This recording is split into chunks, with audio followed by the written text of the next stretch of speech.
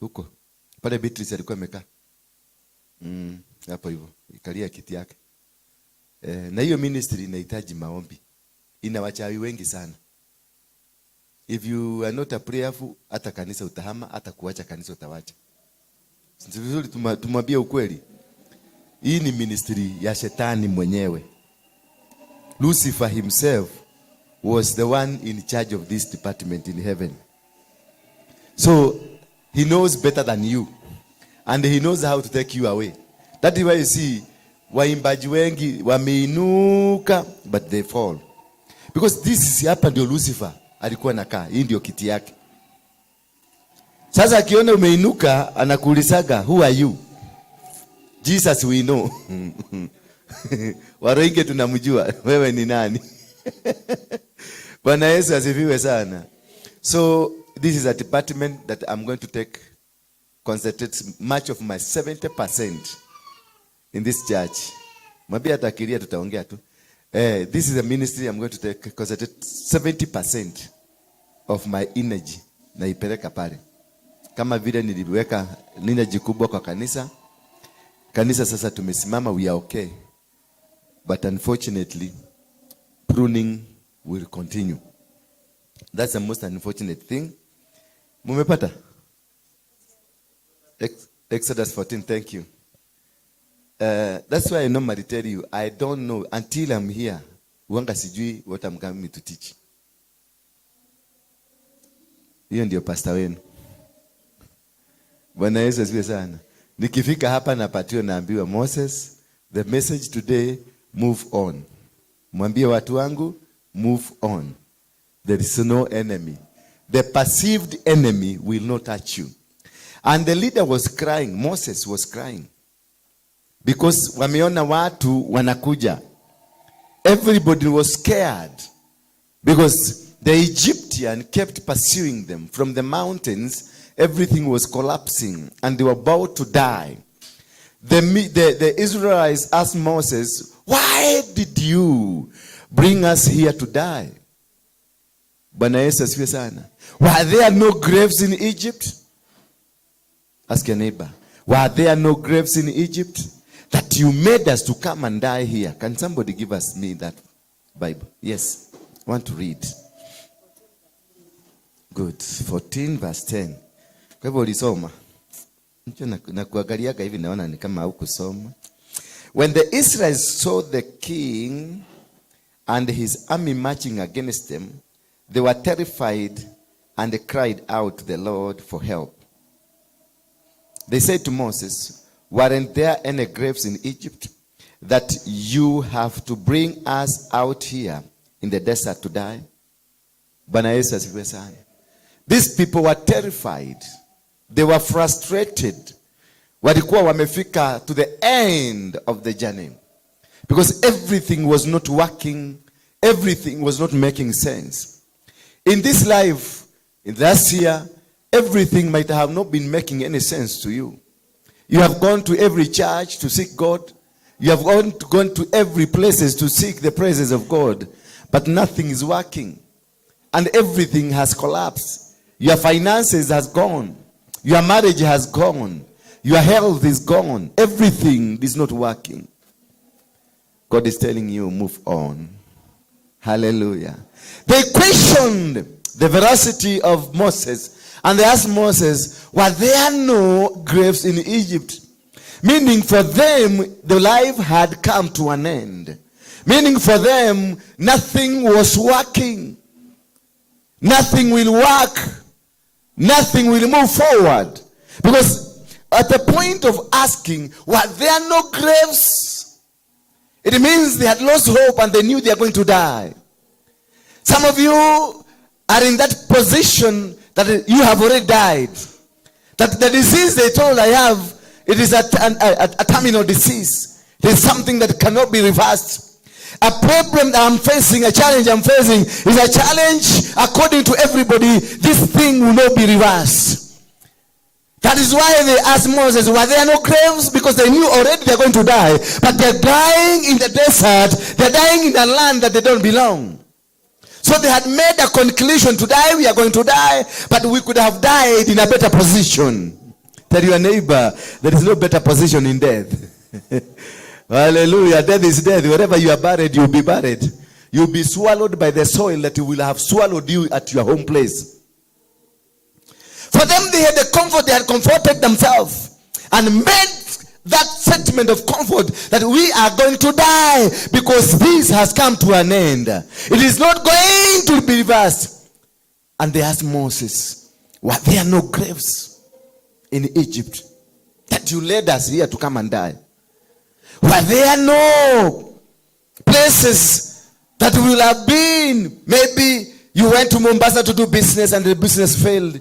You ask God, why did you bring us here? Because they were not questioning Moses. They were questioning God. Because all the way from Egypt, they saw God through Moses. Therefore, the question should not have been directed to Moses, but it was directed to God. Because they came to realize that the God of Moses was lying to them. Sometimes you think your God is lying to you. Sometimes you come to an end. The day you've come from prayer mountain praying, that is the day you face the greatest challenges. The day you come and receive a blessing from your pastor, going home you find everything now is dead end. You go and pray for 40 days, 40 nights and 40 days, thinking that you will come like Jesus. You come out like a devil. You go and the sacrifices, you give your sacrifices, you give your offering, you give everything. Coming out after giving everything, you find now that's the day you invited the devil. In fact, it's like you watered. You did an irrigation, the devil to find somewhere to thrive. Bwana Yesu asifiwe sana. It is a point of desperation. A point where you come to an end of your life. A point where you come to realize this God that I've been thinking of is not a God. That I've been going to church. I've been going very early in the morning. I've been doing everything the pastors asked us to wash the church, we wash. I've even went on to wash trailers. But this God is not listening to me. I've given everything. Even my phone I gave to church. My clothes I took them to church. My land I give to church, but nothing is working. But I've done everything. I've gone to Nigeria, seen TB Joshua. I've gone to Kakande. I've gone to South Africa. I've gone to Zimbabwe, Malawi. I've gone to America. I've gone to Europe. All in the name of looking for God. But as much as you look for God, the more you look for God, the more you're frustrated. You come to an end because nothing is making sense. When you are dealing with God, nothing makes sense because nothing will work in a sensible way. When you talk of faith, faith is behaving foolishly. Bwana Yesu asifiwe sana. Have you ever found yourself that this is the opportunities there? You can look at the opportunity. The opportunity is close to you. It is just around the corner. But trying to lay your hand on the opportunity, nothing works. That is the time you find the entire family rises against you. That's the time you find the church, also the church, including the pastor you love. The pastor, you just think every time you carrying his photograph, kwa wallet yako, ubeba photograph ya pastor. And when you have a problem, you speak to the pastor now, speak, pastor, speak now. I'm in a problem, speak now. You said, I speak now. The more you love your church, the more you love your pastor, the more you love whatever you are doing, the more you are getting frustrated. These children of Israel, they were just walking as they were going towards crossing over River Jordan. And they looked behind, they saw a chariot of army from the Egyptian. Huge army coming to them. And in front of them, a huge river. Something that they will not be able to cross over. A huge river. Huge one. But behind them, an army that is well equipped, well organized, well prepared. In front of them, an already established army in the name of the river. And in the middle, it is you and your life. Praise be the name of God. I don't know whether you have found yourself in that situation. Behind you, the enemy that is more superior. In front of you, the enemy that is already established. You alone, without anything, without an army and without a weapon, just staring at death from both sides, staring at collapse on both sides, staring at diminishing both sides, staring that this is not going to happen. My son is going to die. You are in the bed in the hospital. You can do nothing. You are not a magician. You are nothing. You're just watching at your son. As your son is just crying to you, Father, help me. Father, help me. Father, Daddy, help me. As your daughter is crying, Daddy, help me. As the auctioneers are in front, have just arrived with a huge lorry. You don't know where to take your children. You don't know where to take yourself. You don't know where to go, and they have to auction you. And it's a must. They have to auction you. You've tried all your neighbors to help you. You've tried every brother to help you. You've tried if you've gone to your pastor, it doesn't help you. You go to every institution that can help you, doesn't help you. You've gone to court to stop it, the court has refused to help you. Everything is not working for you. It's a point of break. A point where you cannot be able to stand anymore. The salaries are not coming. Neighbors are not forthcoming. Nobody is coming to your aid. That you have laid every plan. You have organized yourself, done everything that is required, but nothing is coming forth. A point of no return. A point where you surrender. That is when you find emotions and the physical desires of a human being. When they come to an end, it is the beginning of God. When the children of Israel, with Moses in front of them, their leader, they went to Moses and told Moses, were there no graves? Were there no places that we can be taken to, that you brought us into the desert, that we may die in the desert? How much do you hate us? That is a statement of hate. They were insinuating to Moses that you hated us so much, that you lied to us, that we are going only to bring us to this land where we're going to die. Why did you hate us this much? That you brought us from the land where we could have died peacefully, where we could have died with nice graves to be buried. But you brought us, we are going to die in the desert, all of us, and nobody gonna bury us. Because they were going to die. The enemies were coming, and the enemies would kill them, will destroy them, and nobody to bury them. So the question was, even if you hate us this much, you could have allowed us to be buried in a better way. They questioned the God of Moses.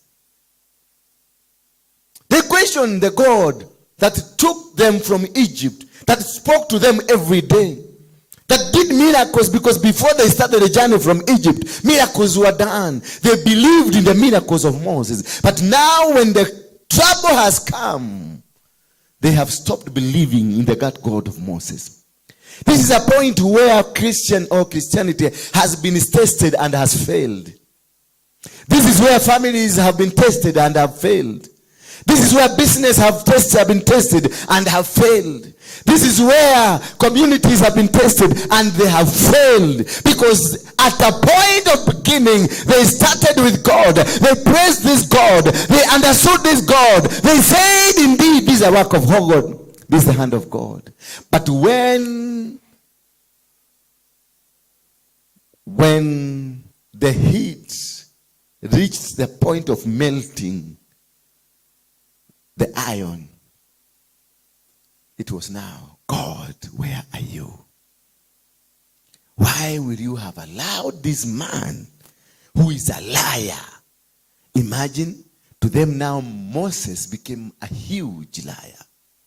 Moses became a huge tormentor.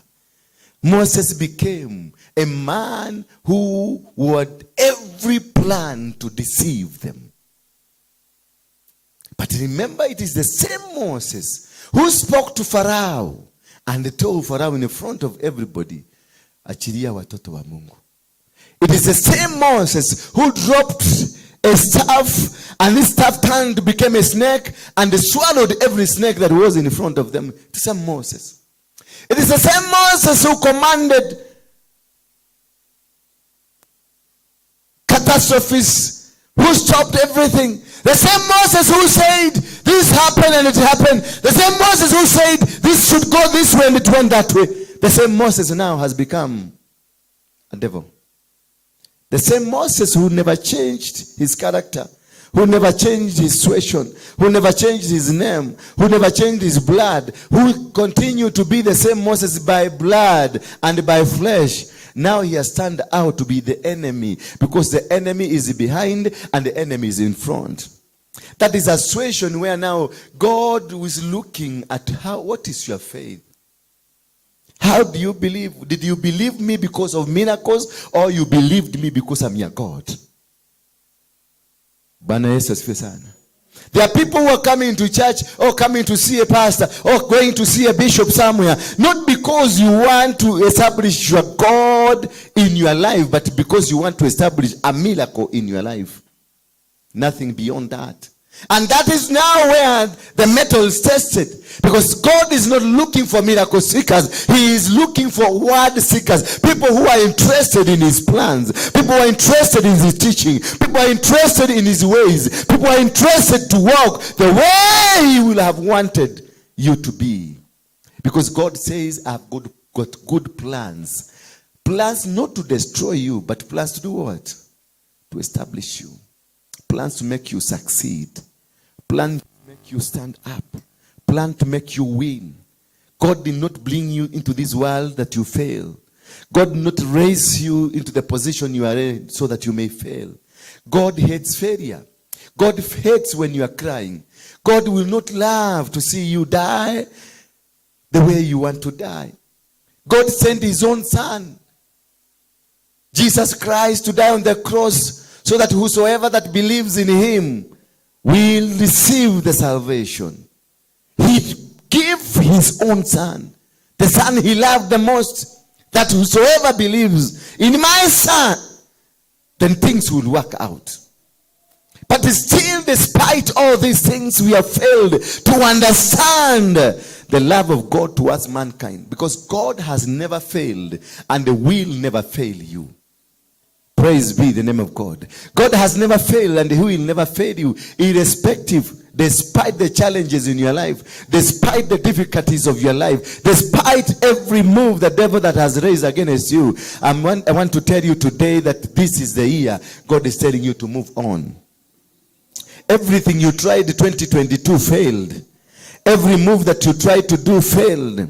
Every communication that you tried to do failed.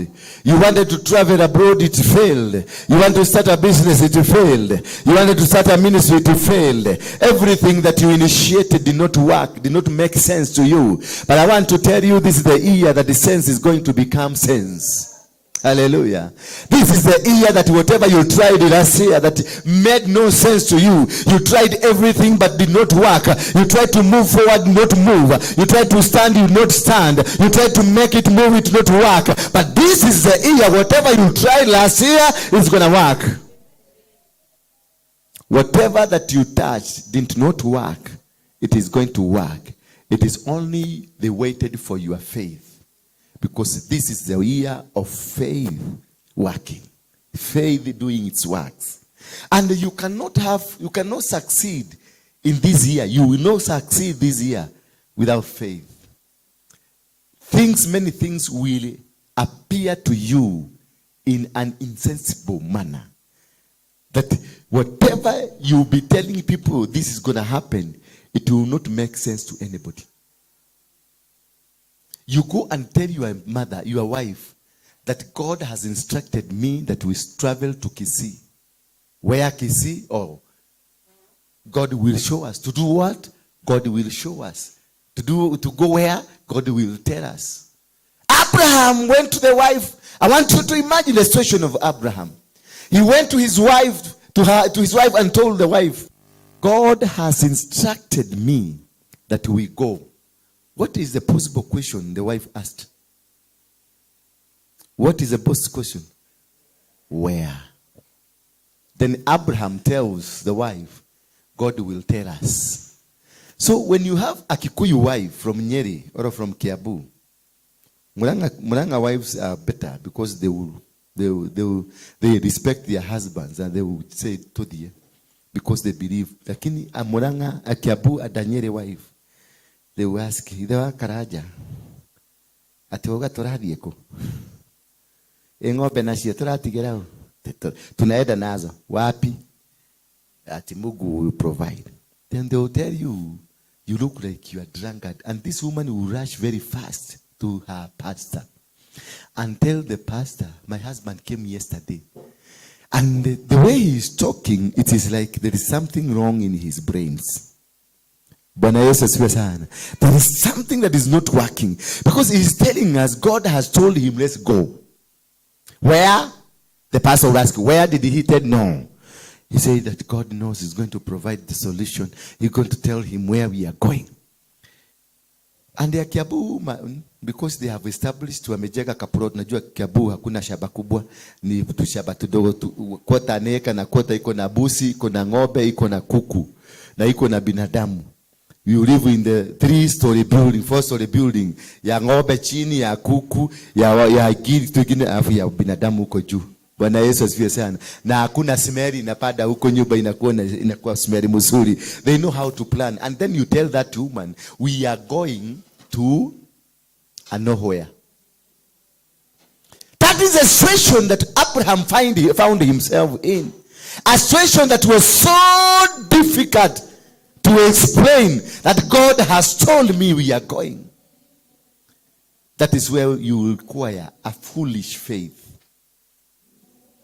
That is where now your brain stops working and you allow God's brain to work. That is where now your education stops working and you allow the education from heaven to start working. Because everything and anything will look, as you look at it, will look as though it is foolish. But that which looks as foolish in the eyes of man, it is wisdom in the eyes of God. Praise be the name of God. That is what Moses was told. Tell my children to move on. Because even Moses himself started crying. And God came and asked Moses, why are you crying? Yet I speak to you every day. Ask your neighbor, why do you cry? And you are God every day.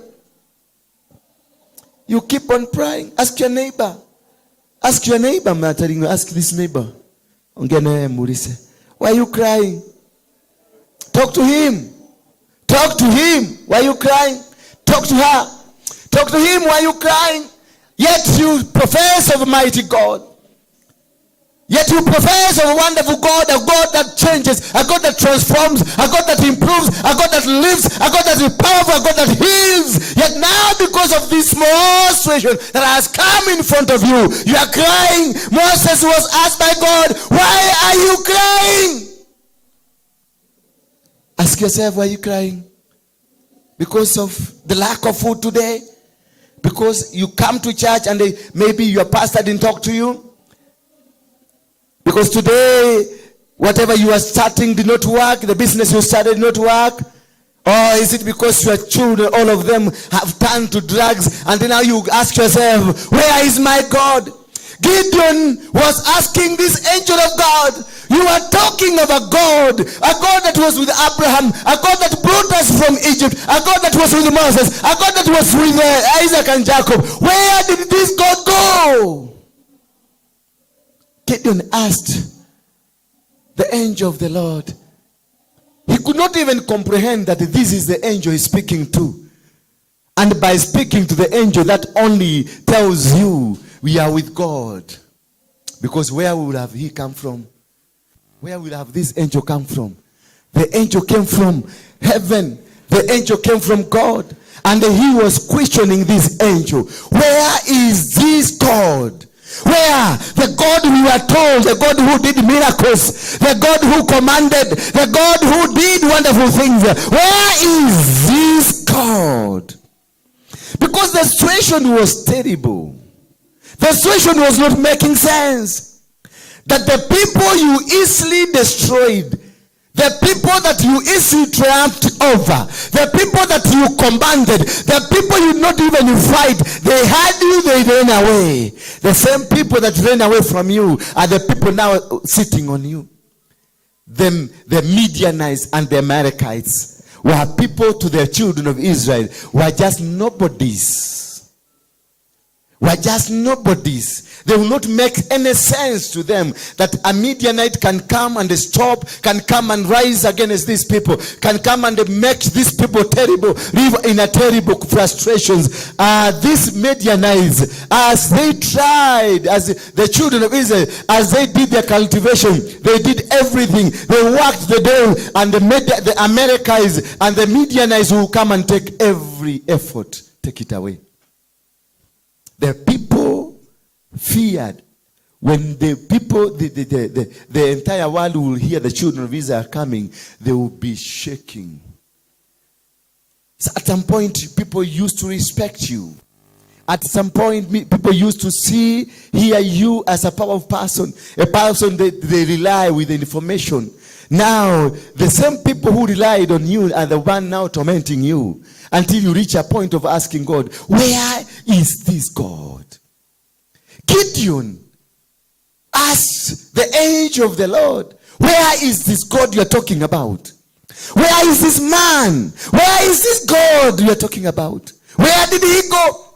We are told in the stories we are reading in our chronicles that this God, he did miracles and removed the children of Israel from Egypt. A place where nobody could have believed they can come out from. A place where the pharaohs were so powerful, they would not allow you. The same God you are talking to me has failed us, has led us into the hands of the Midianites, has led us into the hands of the Amalekites, has led us into the land, the people of the southeast, the people who tormented, frustrated, and killed them. They will not work in the day because that thing, they will come, the Americans will come and steal. They will not do the cultivation. They will not do any work. They used to live in the caves. The people who made people to scare. The people who, when they were hard, everybody would run away. They were forced to live in the caves. And the Gideon asked the angel, which God are you talking about?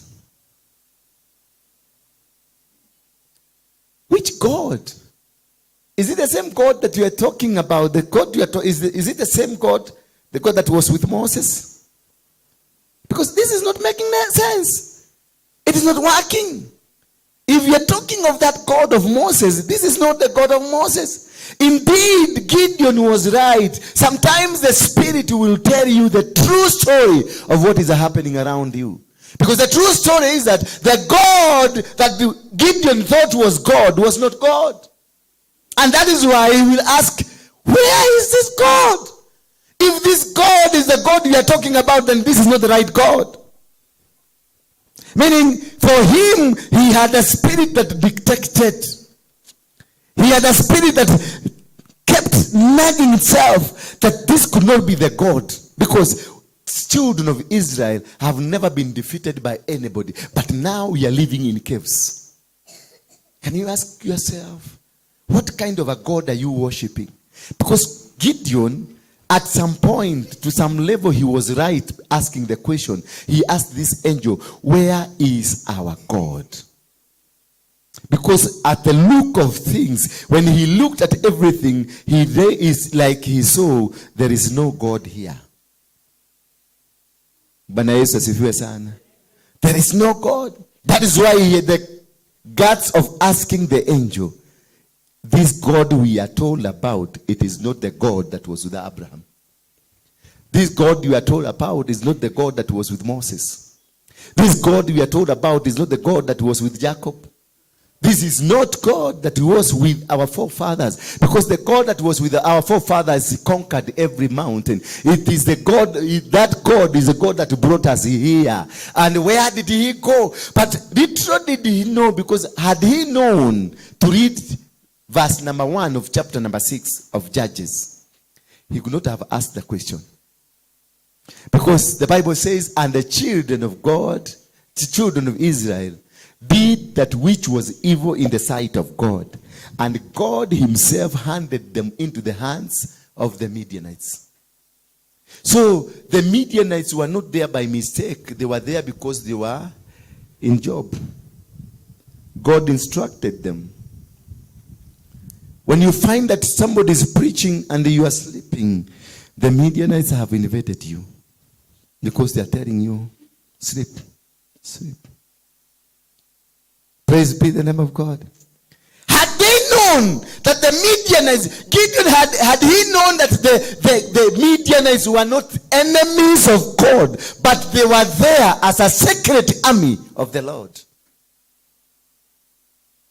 So Gideon was asking the angel, where did God go?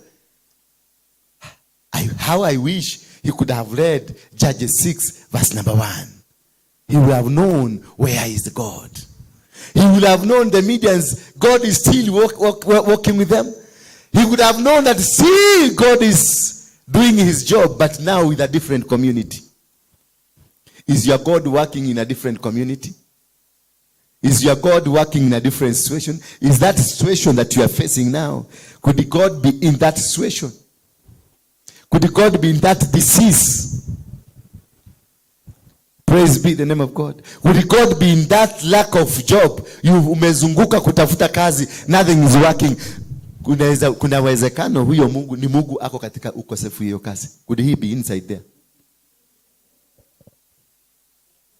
Bwana Yesu asifiwe sana. It was a painful deal that the people who believed in themselves, people who believed in the power of God, people who believed that this God cannot be defeated, the same God they believed cannot be defeated, secretly went and spoke to the Midianites and told them, there are people I want to give you a job. Kuna watu nataka wende ukapatie discipline kidogo. That is how God works. That he gave you a job, a huge responsibility, and you misbehave, then he will go the other side. Ukosefu wa kazi, and get himself into the ukosefu wa kazi. And he will send ukosefu wa kazi to go and discipline them. Don't give them anything. Jeremiah 22 verse 29, he says, O earth, write this man down. Hear the word of God. Hear the word from heaven. That this man, Coniah, will never succeed in his life. It was from heaven. It was not from the devil.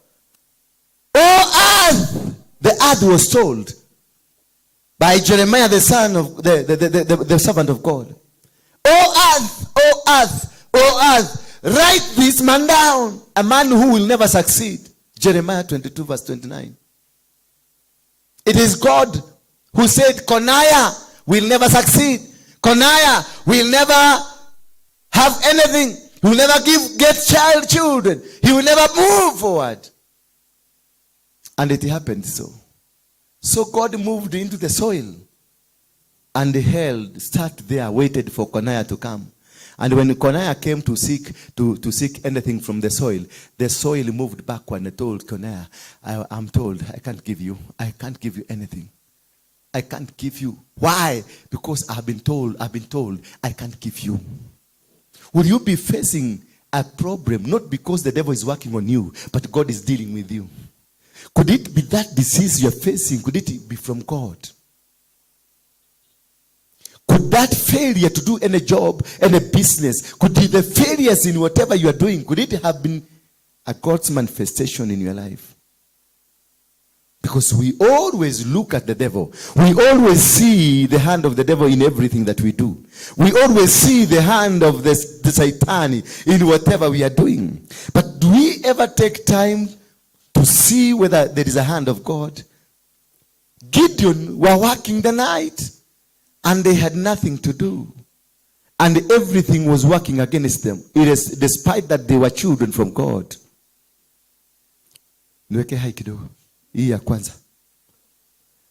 Everything was working against them. Everything was not working for them. And yet they were children from heaven. They were children that were given the mandate. The Israel are the children that were given mandate. But when they were in this land, nothing worked for them. But they never bothered to read verse 1 of chapter number 6. And the children of Israel did evil in the eyes of God. That one they forgot. They dwelled in the challenges they are facing. They dwelt in the diseases. They dwelt in the lack of businesses. They dwelt in their challenges that they are facing. They never tried to see, are we right with our God? Could it be that God is dealing with us? Because had they known it, they would not have faced the challenges, because they would have just gone. And the Gideon was complaining with the angel. The angel was there seated. But beside the angel, his father was also there, Joash. And when Gideon was asking these questions, his father was there. When Gideon was asking, where did our God go? His father was there looking at him. Inside the heart of his father, he knew, I am the problem. Gideon is crying. Gideon has read the books of Chronicles. Gideon has been given stories that many years down the line, Moses was there and he liberated with these children of Israel. Moses was with us and we won the battle because God was working with Moses. Abraham was there. God was working with Abraham. Jacob was there. God was working with Jacob. But this God stopped working when it reached the times of Joash. Where did he go? Gideon kept asking, where is our God? Where did he go? At some point I can see and I can feel from your heart, you are in that situation asking, where did my God go? What happened with this God I was told used to move mountains? Where did the God of the fathers of this nation, the spiritual fathers, where is the God of Akina Gitonga? Where is the God of Akina? Who is this man who started the revival in Kenya? Jokayo. Where is the God of Akina Jokayo? Now we are trying to figure out, to come out of the quagmire. Nothing is happening. Where did God is? Where is the God of Bongo Bonke who came to Nairobi and the people will walk? Where is the God of Ben Hinn who came to Nairobi and the things will work? Where is the God of Tim Joshua that things were working in Nigeria, things were working in Kenya? Where is this God? Had Gideon read verse number 1, he would not have asked the question. And the children of Israel did evil in the sight of God. That is when God departed. The day you did that evil in the sight of God, that is when the God that we have helped you departed from you. Because God hates evil. Jesus was abandoned by God in the 11th hour. The only mistake Jesus did, he went to the whole world and corrected every sin and took it over him. Na akabeba mizigo yote na akaenda kwa baba yake kumwambia, here I am with the sin. And God does not face you when you have the sin. God faces the other side. Jesus was carrying a baggage of every sin of Nyambura, every sin of Akech, every sin of Onyango, every sin of everybody in the world. And when he went to God, he was thinking. God ran away from him. And that is now when Jesus asked God, my God, why did you forsake me? Had Jesus known what he is carrying, he could have dropped it. But indeed, Jesus was Son of God. He dropped it by allowing his blood to shed. When he allowed his blood to shed, he atoned for the sins of what he was carrying. The baggage he was carrying, he atoned for that sin. Immediately he atoned for the sin. God turned to Jesus and told Jesus, I am with you. Praise be the name of God. When you are sinking with the sin, God looks the other way. But when you atone for the sins and you repent and you come back, God embraces you immediately. And the beginning of your journey restarts again. Gideon never thought that his own father was the enemy. Gideon always lived with his father, and he respected his father because he knows, respect your mother and your father for your days to be added.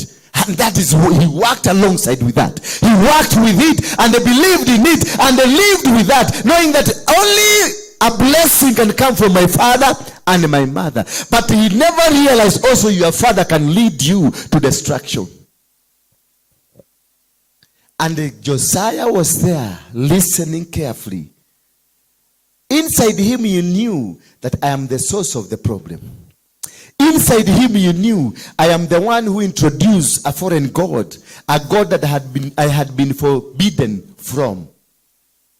Joash is the one who introduced devil worshipping into the land. Is the one that took away the blessings of the children of Israel from the Israelites themselves. And he built an altar of Baal. When Gideon was born, he found himself, his father worshipping in that altar, and he knew that this is the altar of God, because he had no any other experience of another God or another experience of the same God from another angle. He was born and found the society, they had an altar where they were going. So for Gideon, he knew the altar that we go every Sunday, this is the altar of God. He didn't have any other altar. He had never had any experience of any other altar somewhere, but his father knew this is not the altar of God.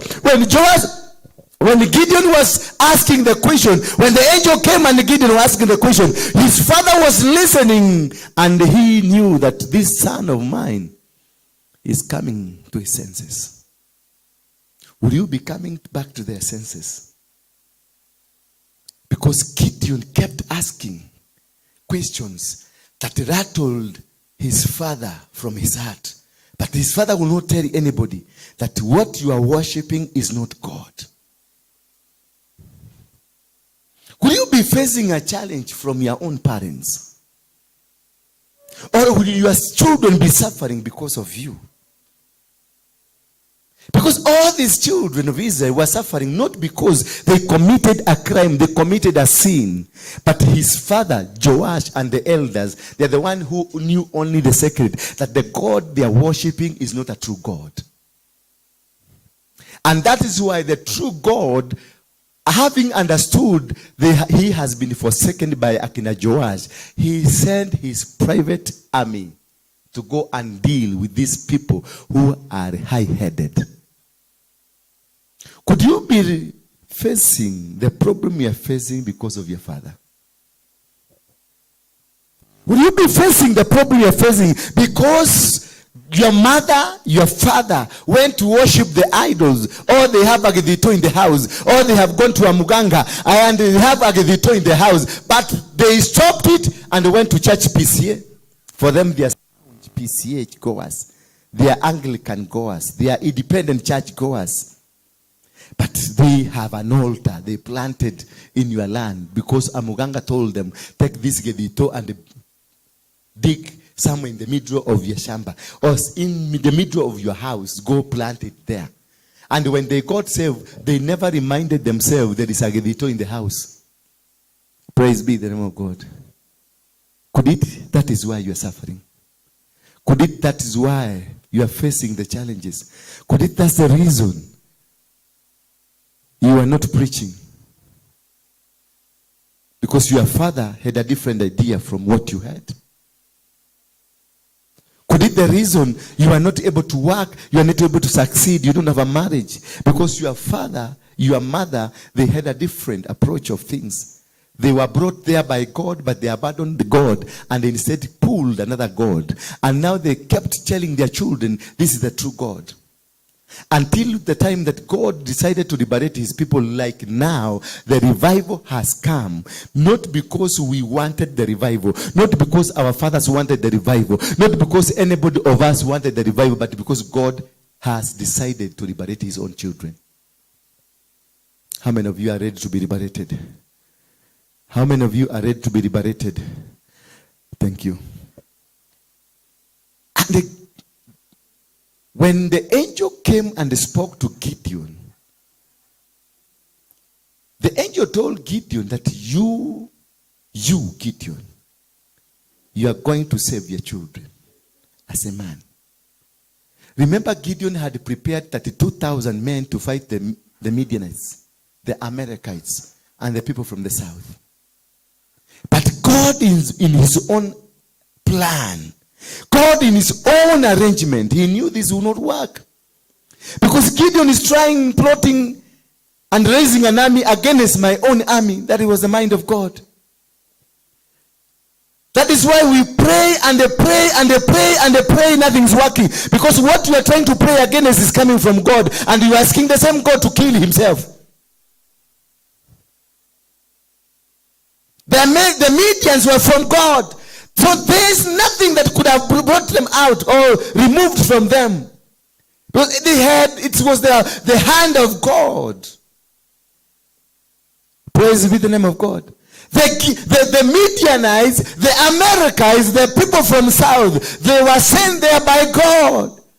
They did not take themselves there. And they were sent there with a mission to make the children of Israel repent and come back to God. So until the children of Israel were to repent, that is the day God will come back to them. And that is the day we will remove the Midian and take the Midianites to another assignment. So the disease you are facing now is an assignment from God. The challenges you are facing now is an assignment from God. Until you change towards God, until you start walking towards God, that is when the problem you are facing will be removed from you. Because the assignment is over. The only assignment of God towards whatever is facing you is to make you return to God. Hallelujah. I hope you are understanding me. Because it is not me, it's God. Until the challenge you have, the attackers, the frustrations, the rejections are not from the devil, are from God. The Midians, the Amalekites, they are people who will hear the name of Israel and they will run before even the Israel started walking. But now, the same children of Israel, whose name was just terrible, are living in caves, in fear of the people who are meaningless, hopeless, useless to them. Because God put the spirit of fear into the children of Israel. Could that be the reason? When the devil shouts at you, you tremble and you kneel down before the devil? Could that be the reason you find yourself doing these things? And you keep asking, after you've done it, you ask yourself, why did I do this? Gideon had prepared 2,000 men to go and fight. How many churches have you gone to fight the demon that is in your life? And nothing is working. Because even the army that was preparing was scared of the Midianites, because they were planning in the caves. And they would not come out in the day. Whatever they were planning, they were doing it inside the caves, not outside. Because they were already scared of the people they were going to fight. That is a losing battle. Already you have lost the battle even before you've started the battle.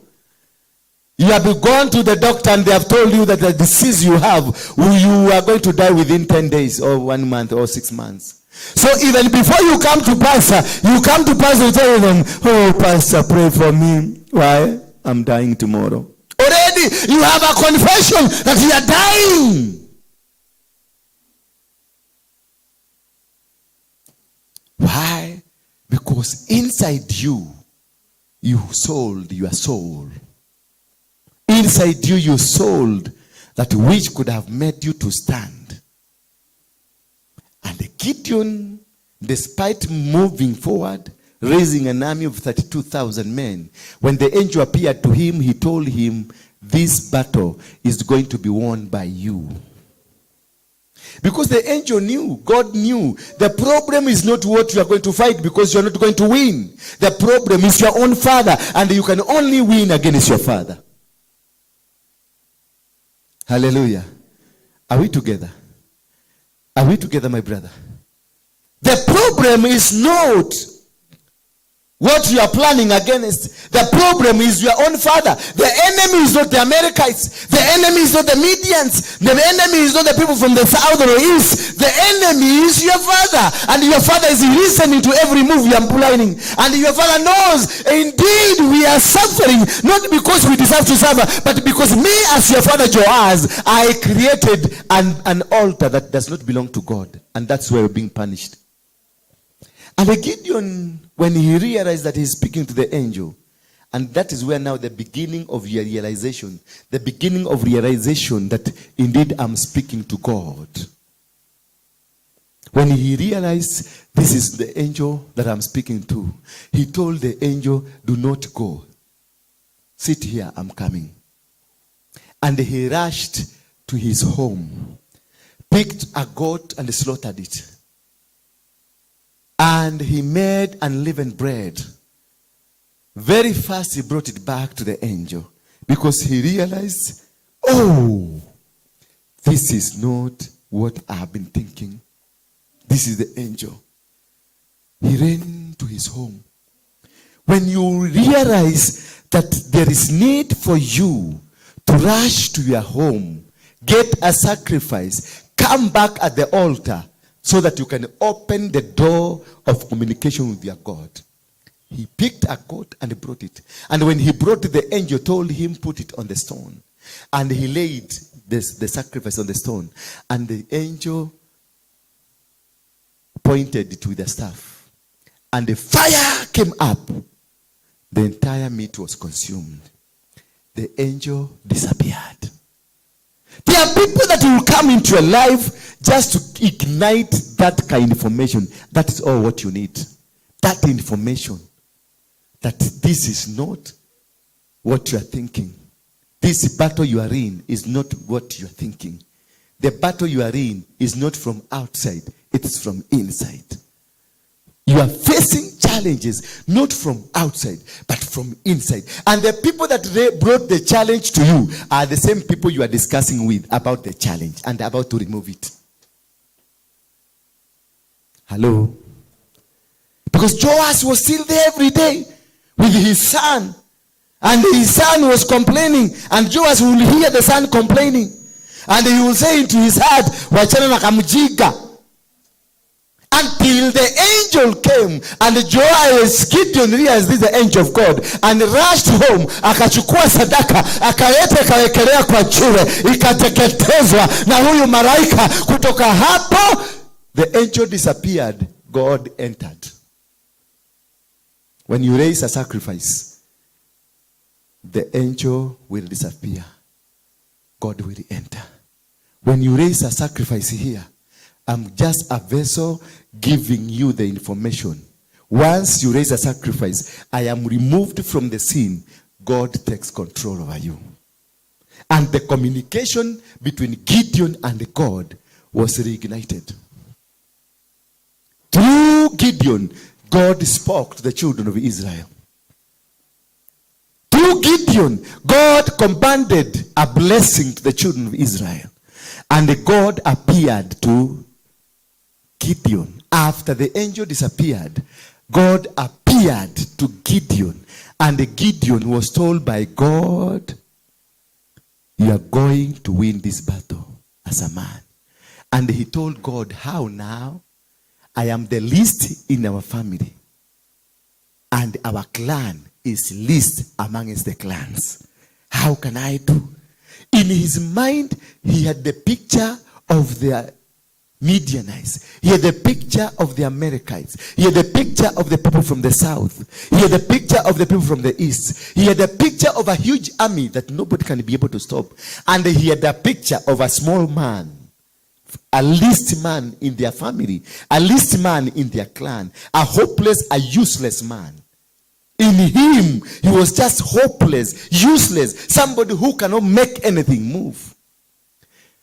Somebody who cannot make any successes. In him, he had been tormented for him to believe in himself that he cannot make it. He asked God, how? How? I'm the least in our family. And I am least. We are least in our clan. But God did not call him by what he had already labeled himself. God called him by a different name. You, man of valor. You, man of valor. You are going to win this battle as a man. To you see a person that is useless. To you see a person that cannot win any battle. To you see a person that don't can succeed. But in heaven, the records in heaven, they are written. You are a man of valor. A powerful man. A commander. A general. You are known to be a big man. A big woman. You are known to be special. You are known to be good in everything. But according to you, the information you have, because they have fed you with that information so that you can lead yourself into self-destruction, you call yourself and look down upon yourself. And he was asking God, how? I'm the least. I can't do this. But in the books of heaven, he is known as a man of valor, a powerful man, a winner, a conqueror, a successful man. Tell your neighbor, I'm successful. Tell your neighbor, I am a winner. Tell your neighbor, I am not that person you think I am. Tell your neighbor, but I didn't know that. I've just known. Tell your neighbor, I've just known. That I used to think that without a huge army I cannot succeed.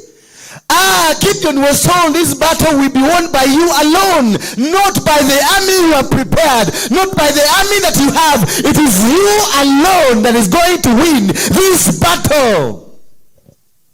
Some of you are struggling to find people that I have to have people around me so that I can run this ministry. I don't need people around me. I need only God around me. Praise be the name of God. For you to become the president, you don't need the people around me, around you. You need the approval from heaven. And the approval will make everything work for you. The approval in Gideon's life was there. Already he had been approved as a man of valor. A man of valor means a man that is a general, commander, winner, a successful person. A person that only his mouth is required for everything to work. Tell your neighbor, I'm a man of valor. If you're a woman, put a woman, don't say man. Say, I'm a man of valor. Myself, I'm a man of valor. Yes. A powerful. Valor means that you got the stature of God. Valor means that you got everything that comes from God. Valor means that you are going to make it, that nobody can stop you. That is how Gideon was known in heaven. But according to Gideon, he was a small person. What about you? Heaven knows you differently from what you know. So whatever you are facing, it is because you have decided to be so. Whatever you are, it is you decided to be so. Because heaven knows you differently, but you yourself, you have decided to be known differently. Tell your neighbor, I'm going to be known by the name of God. The heavens knew this is a man, a powerful man. The heavens knew Gideon is a winner, he's a conqueror, a liberator, a solution to their community. But Gideon still knew that I am a minor. He prepared an army because he knew without an army he cannot make it. Until such a time when he was spoken to by God. And because God knew this guy is stupid in his head. He knew this guy is what? He is stupidly in his head. Like we are stupid in our heads. He told this guy, go to there. Alimwambia nini? Enda kwa zizi ya baba yako. Go pick 2 bulls. Go pick 2 bulls only. 2 bulls were the solution to the problem facing the entire community. Could be 100 shillings is the solution to the problem you're facing. could only be knowing that it is your mother who is a witch is a problem, is a new solution to their problems. Because if you find your children are smoking bangi, your children are in drugs, your children are in prostitution, your children are gays, your children are lesbians, it is not the problem the children, it is you. Deuteronomy 28 verse what? Verse 6, 7 there. I will bless the fruits of your womb. So who is the fruit of your womb? Huh? Your children. Your children are the fruits of your wombs. And God said, I'll bless them. If they are lesbian, if they are gays, it is not them. It is you who is a gay. It is you who is a lesbian. If they are smoking bang, it is not them. It is you who is smoking. Because the command of a blessing is in you, not them. I don't know whether you got me. Mbona mnaniangalia macho mbaya hivyo? Kwani watoto wenu wanavuta mabangi? Yes. That is in the book of Deuteronomy. Go and read your Bible. He said, I will bless. Let me read it for you. Najua amuniamini sana. Najua kitu kibaya kuongoza watu ambao hawakuamini.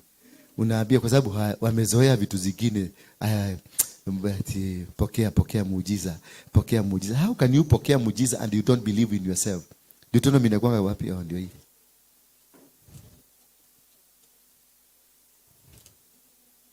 Deuteronomy 28. It starts this way, but that's not my capture.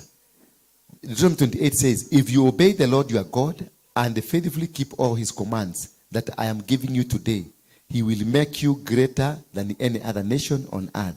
Obey the Lord your God and all these blessings will follow you. Obey the Lord your God and all these blessings will follow you. Now let us go to the blessings I'm talking about.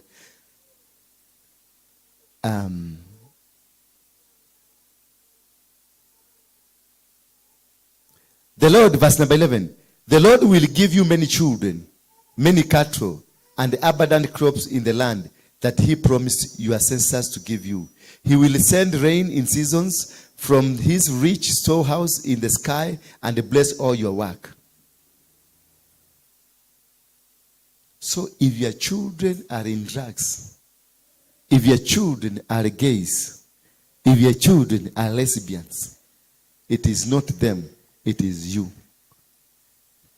You disobeyed God. That is why your offsprings have been led astray. So if you want your children to stop what they are doing, go repent. You are the cause of the problem.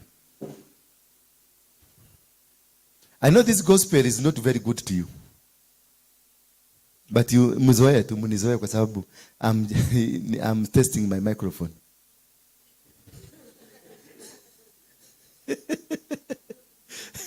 I'm just testing my microphone. And when the microphone ikishika vizuri, 1 2 1 2 microphone testing, then you come and realize you're in the wrong position because this has to be stopped. We must be a blessing to our children. Kama kijana yako anavuta bagi ni wewe.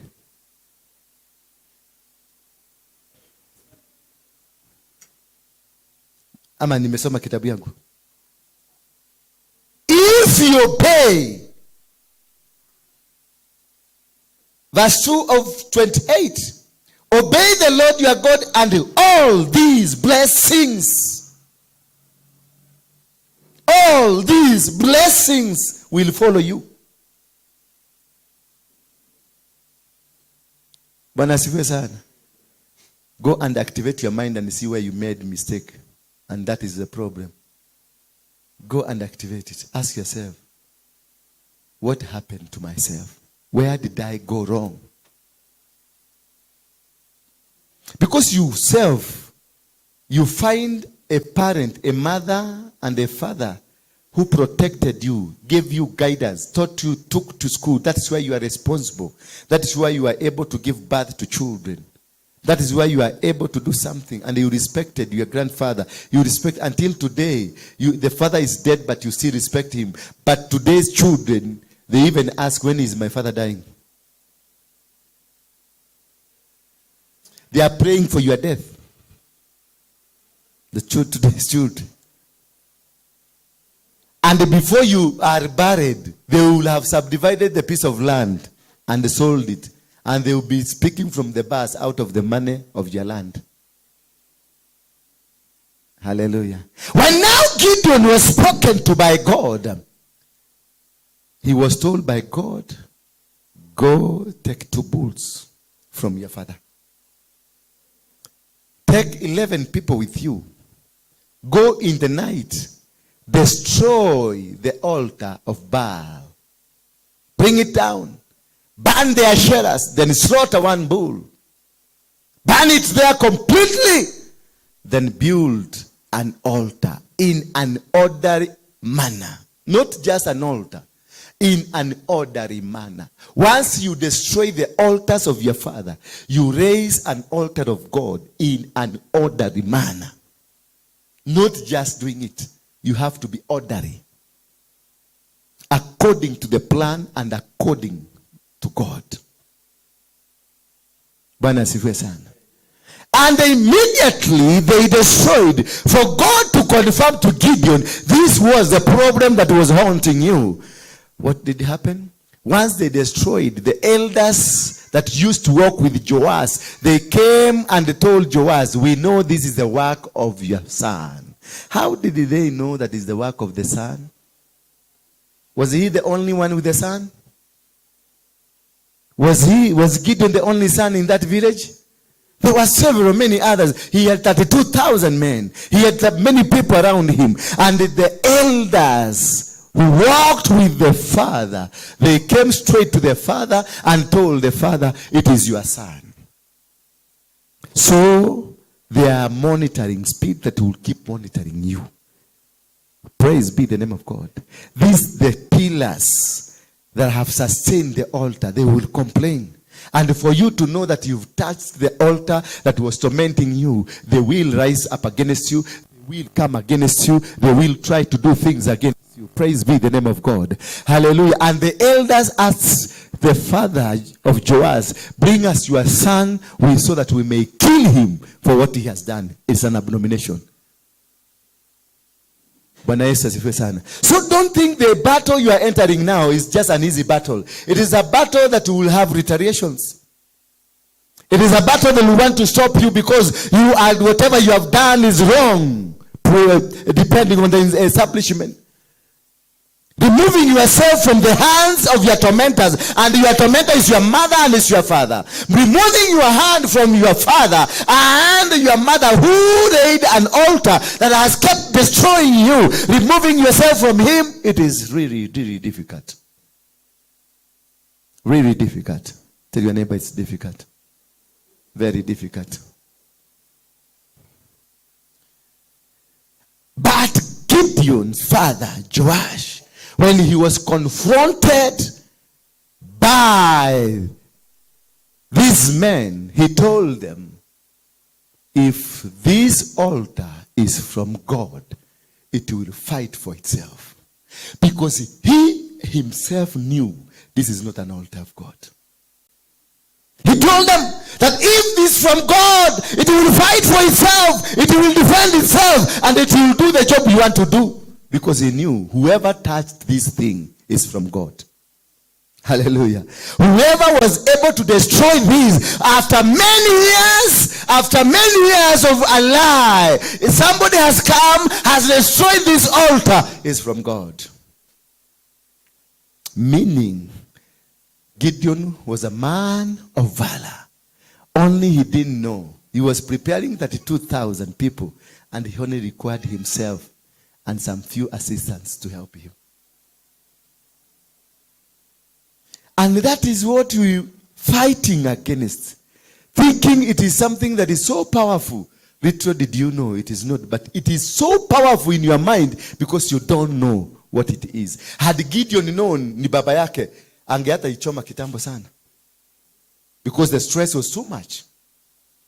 Had he known that ni hiyo Baal, ati huu hapa hakuna hii kanisa hakuna Mungu, hii ni kanisa ya shetani, angelifanya kitambo na achome na hiji kwe mzuri. But he didn't know. He lived in imagination, illusions, and hallucinations. That is what is facing you. Whatever that is in your life is a small thing. Only if you understood it. Only if you knew that it is not even a bother. You should not even be bothered.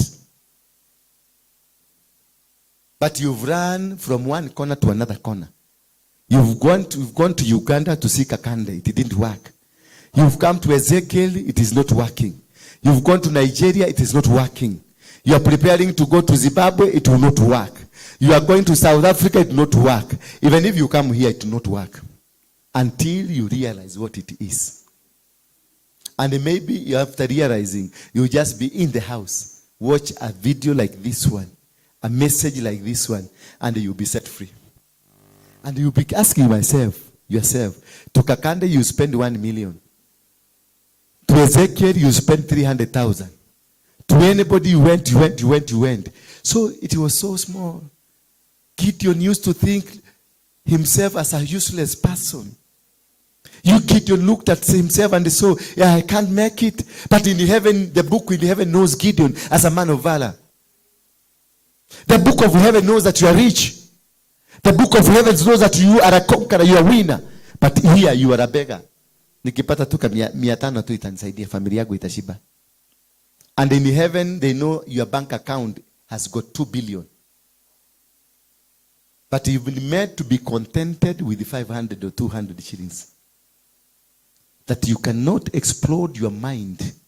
You cannot explode your mind because the message you have is a message that is negative.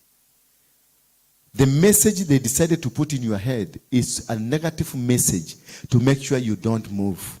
To make sure that you look down upon yourself. You don't see anything good coming from you. They ask, can anything good come from where? Nazareth. To them, Nazareth was a town that cannot produce even a rat, leave alone a cockroach. But in heaven, Nazareth was known as a land that will liberate the whole world. But ask yourself, am I that person that will liberate the whole world? Am I that person that is going to liberate my family? Am I that person that is going to change the situation of the name of our family? Am I that man that will bring success in our lives? Or am I that man that sees himself as a useless, a hopeless? Can you make it? Ask yourself, can I make it? The answer is yes. You will make it. You will succeed. You will win. Only if you connect yourself with God. If you connect yourself with God, God will have. When Gideon realized I'm speaking to the angel, he told the angel, do not tarry. I'm coming back. He rushed home, slaughtered a goat, and gave a sacrifice. Until today, the place he raised a sacrifice, he named it a place of peace. And Moses was crying. Imagine all the miracles he performed away as they were coming.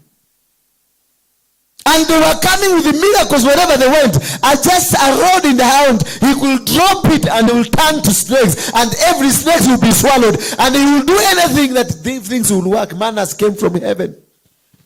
But it reached a point now the enemy is coming. And in front of him, there is a huge river. And from behind them, a huge army. A point of no return. Moses, the leader who was supposed to lead, started crying. You are the leader supposed to lead your family, but you are crying. You are the leader that is supposed to liberate your family, you are crying. You are the leader that is supposed to give the hope messages, but you are crying. And God came to Moses because God knew, I have given the mandate to Moses, but Moses is becoming a stupid man. And he asked Moses, why are you crying? And Moses tried to explain some stupid reason. And now the enemies are coming. And he was asked, what do you have in your hand? So kumbe, what is to liberate you is in your hand. It is in your mouth. It is within you. And Moses was like, what do you have in your hand? So God was asking, what kind of a fool are you? Ask yourself, what kind of a fool am I? That I have the weapons, I have the success, I have the solution with me, but I cannot be able to use it to succeed. Praise be the name of God. What kind of a stupid man am I? That I am told with the book of Genesis that, and God blessed, when he created man and the woman, God blessed them and he told them, have the dominion and subdue the earth. Yet you are crying, you don't have food. How will you fail to have food? And God gave you dominion to dominate. He gave you power to subdue. He gave you energy to do the thing, and he blessed you, and he was happy with you. Yet you are crying, I don't have money. Yet you are crying, I don't have food. Yet you are crying, I cannot sina kazi. Yet you are crying. Why will you be crying? Yet you have the mandate to do the will of God. You have the mandate to eat from God. You have the mandate to subdue the earth, to dominate.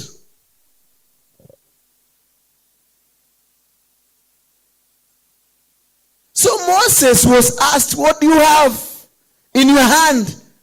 He said, I have a rod. He failed to remember, this is the same rod that turned to be a snake and swallowed every other snake. You have the power that you used yesterday, but you have forgotten this power used yesterday can still be used today. Because at the level you are, you must have gone through situations. The level you are, the age you are, you must have gone through various stages of life and you've conquered them. Why are you not able to conquer this now? Where, at what point did the same God that was using you 20 years ago, where did he go? Will you blame God? Can you blame God for your failures? Can you blame God for your failures? Can you blame God for your failures? Now you are 40 years or 30 years, 35 years, 25 years. You've battled battles from age 1, day 1. Almost you die. When you are being brought into this world, you almost died. Because that's a very delicate position. That's a very delicate thing when you are coming out of this to this world.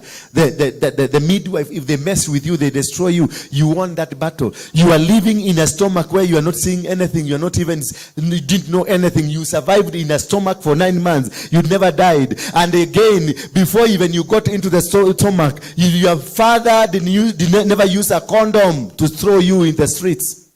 You survived. Where is this God? Where did he go? Because there are so many options of you dying. Your father could have decided to use a condom. And he will be somewhere thrown outside there. And he will not be there. You survived in the stomach of a woman who was drinking changa. In the stomach of a woman who was smoking marijuana. In the stomach of a woman who was sleeping with every man. And you are at the risk of being infected with STIs. While in stomach. While even not knowing that there is this stupid thing that we call STI. You survived every battle in your life. Only now you are grown up, you are 50 years, you are 40 years, now you are complaining, you are saying things are not working. When they worked, when you are aimless, when you are hopeless, when you don't have power, it works. When did it stop working? At what time did it stop working? At what time did God go to a recess? That now you can complain. You can, oh my God, you have forsaken me. Why have you forsaken? Why did you leave? No, God said, from the word go, I'll not leave you nor forsake you. He told Jeremiah that before you were born, I knew you. I set you apart. I ordained you. I consecrated you to become a prophet unto the nation before your mother and your father met. I preserved your mother because of you. I preserved your father because of you. I preserved your grandfather because of you. I preserved your grandmother because of you. All the generation behind you were preserved because of you. Because you are not an ordinary person. Tell your neighbor, I'm not an ordinary person. Yes. It's only that I'm stupid. Tell your neighbor so. Tell your neighbor.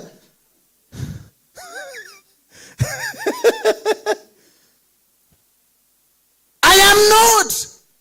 Jeremiah was told, before you were born, I knew you.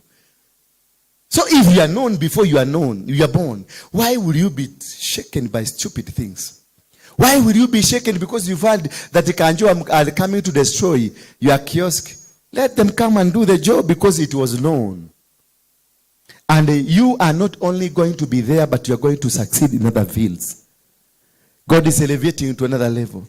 We are in this place. We could have wanted to be in a bigger place. We had a bigger hall this side of the building. But God told me, I'm starting you from this small hall. Because I wanted to start from my level of known, from my level of superiority, from the level of my name, that everybody knows my name. So I wanted to start from that side. But God had a different idea altogether. I want to first take you to a class, train you before you start opening your mouth. I was looking at my YouTube page, and my YouTube page is almost 1 year old. And for the past about 1 year, 7 months before, about 7 months, nobody apart from myself who was updating the YouTube, nobody had an interest of my YouTube. Nobody. Not a single view. For 7 months. Not a single view, apart from mine. The same that had 0 views, right now, one in a day, it is going to 12,000 views. The same thing that was ignored. When the time for you to flourish, when the time for you comes to realize who you are, what you are, and what you are supposed to be, and where you are supposed to be, everything will work because you have connected with what you are supposed to be. Only you are waiting. They are waiting for you to be in the line where God wants you to be. They are waiting for you to be in the position where God wants you to be. They are waiting for you to position yourself in the right season and in the right position, in the right place, and everything will work for you. You don't need to struggle. Tell your neighbor, don't need to struggle. Ask your neighbor, why don't you need to struggle? Ask your neighbor. Mwangalie tu. Wacheni kuwa warokore wa Kristo wa. Look at your neighbor kwa macho. Muongee, talk, have a conversation. Why are you not going to struggle? Ask him or her. Tell him, tell her or him. Listen to me. Tell her or him. Because when I was created, God was happy with me. And he blessed me. And he told me to have dominion and to subdue the earth. Now I know. Utaniona. Now I know. I am not a cursed person. I am a blessed person. Stop lamenting and seek God. Moses had the solution in his hand, but he cried. He knew God, but he cried. He was walking, speaking to God on a daily basis, but he cried when a small challenge came. He knew very well the river belongs to God, and the enemies belongs to God, and the him belong to God. So the God solution will prevail. He had the solution in his hand. He was given a rod by God. This is what you'll be using as a weapon. What is your weapon? What is your weapon from heaven? That is only what you need to activate yourself with the blessings from heaven. That is the only thing you need. You have everything around you. You have the power around you. You have the success around you. You have the riches around you, because the Bible says in the book of Genesis, and God was happy with you. Sa ukiangalia sura yako, kienda kwa kioo uangalie sura yako inakaa imekunjana kunjana, that is how God looks. Ukiona umengadhiangadhia hivi, that is how God, if you found yourself that way, si ma accident na si changa, if you found yourself that way, that is how God looks like. Look at your neighbor. Look at your neighbor. Look at him. That is how God looks like. You are looking at God. And if they said, let's make man and the woman in our own image. And they made woman and man in the image of God they were made. Meaning, you are what? I'm God myself. So anything that is a privilege from God, a privilege of God, I'm entitled to. If my father is rich, I'm entitled. I am a believer. My God is the owner of silver and gold.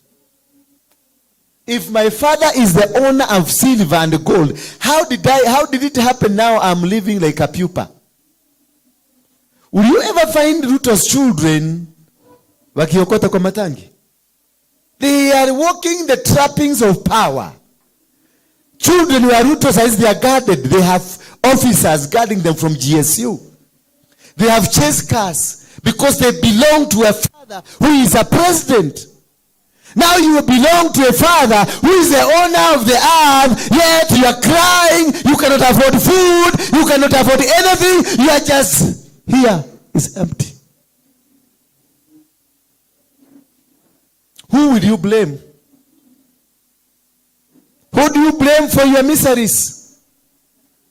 Who do you blame for your difficulties? Yes, they can't even say myself because they are still in that program. Moses had the solution to a small problem that came before them. And Moses was crying. And God went to Moses and asked Moses, what are you doing? Why are you crying like a baby? I gave you the power. I gave you it. Go do it. And he asked me, what do you have in the hand? He said, I have a rod. Drop it. Hit the water. And you clear the way because you have the power from me. You don't need your pastor. You don't need your prophet. What do you have in your hand? My brother, what do you have in your hand? My sister, what do you have in your hand? Your father is rich. Your father is a billionaire. Your father is the owner of silver and gold. And yet you cannot afford a meal on your table. That does not make sense. Sincerely, that does not make any sense.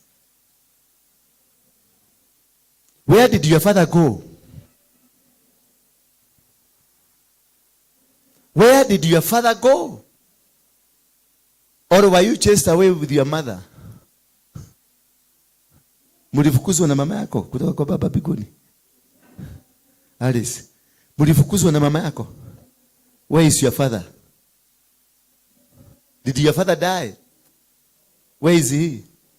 Did he alipoteza utajiri? Did he lose? Yeah?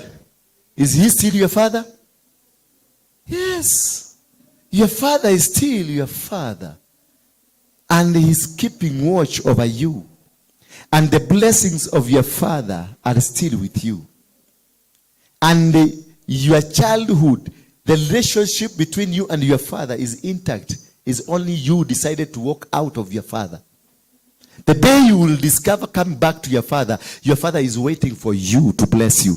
Your father is waiting to give you what he wants. When this prodigal son came, the prodigal son came and told his father, I just want to be sleeping and to be like a rebel in your house. But God, the father said, no, your position as a son is still there. So if you return back to God, the position as a son is still there. Hallelujah. Bwana Yesu asifiwe sana. Tell your neighbor, my position as a son is still there. It is still intact. So you will not be crying. This is the year that we must change and go back to God and reposition ourselves in the house of our Father. Once you reposition, once you take yourself back to where you belong, to what you belong, to where you are supposed to be, that God will return to you and reposition to you where you are supposed as a son. Not as a rebel, not as a worker, but a son in the kingdom.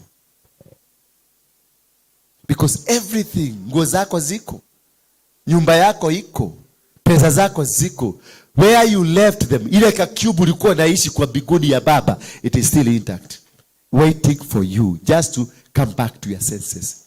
Tell your neighbor, I want to come back to my senses. Tell your neighbor, I want to come back to my senses. This year is a year of coming back to your senses. 2023 is a year to move on. 2023 is a year to reconnect yourself. 2023 is a year that God, you go back home and your father is not, even if you did what kind of evil you did, when you go back to your father will still embrace you irrespective of what you are. He's waiting at the door. He has heard you want to come back. He's waiting at the door of heaven to embrace you. And your allocations are there. Your riches, your money, your husband, your wife, they're still waiting for you. If the nation called by my name comes back, repents their sin, I'll heal their land. It is not I'll heal, Carol. I will not. God does not heal man. He heals the land because the land belongs. You belong to the land. That is when Coniah was being cast in Jeremiah 22 verse 29. When Jeremiah was being cast, it is the land that was stopped, was told never to give Coniah anything. Can somebody read for us Jeremiah 22, 29? It is the land that was told not to give Coniah anything. Don't give this man anything. Praise be the name of God. Don't give this man anything. Why? Because the soil is the owner, the custodian of the blessings of God. So they will only speak to the soil and tell soil, lock, wake a rock. Somebody there? Read for us. Listen to this man. Beatrice, let him read. Give him the microphone. Jeremiah 22, verse 29. I will read from the book of NIV. Yes. Orad, rad. Speak like it's a command. O land, Orad, rad. Mm-hmm. Hear the word of the Lord. Hear the word. It's not the word of the devil. Hear the word of the Lord. To do what? And this is what the Lord says. Record this man as if childless. Stop there. Record. The land is told to record this man as childless. Number 2. A man who will not prosper in his lifetime. A man who will never prosper. So it is the soil, the land, that he is commanded to record you that you will never prosper. Stop there. Thank you. So if you are waiting for any witch, hakuna murogi kwa maisha yako. Ni key imefugwa murago. Soil imeambiwa usipate. Unaitwa nani? Unaitwa nani? Yeah. Imeambiwa usipatie kile kitu. Mchanga ndiye imeambiwa don't give, don't allow them, don't allow her to travel, don't allow her to have a home, don't allow her to have a husband, don't allow her to have anything, don't allow her. And the record, that is a major, underline the name, the underline record. Ameambiwa record so that you usisahau. And it is from God, not from the devil. It is from God. Write this man down. Record this man that he will never prosper and he will live a childless life. Living a childless life is unproductive. Being unproductive in anything that you do. And who has been told to record? Who has been told to record? Am I talking to you? Who has been told to record? Land. Na unangangana na wachawi. Unangangana na waganga. But the soil, God has told the soil not to give you. He told the soil during the Judges 6, during the days of Joas and Gideon, the soil was told, don't give these children any food. And instead, he brought the Medians, Amalekites, and the south, people from the south, and told them, you will be eating the fruits of these fools.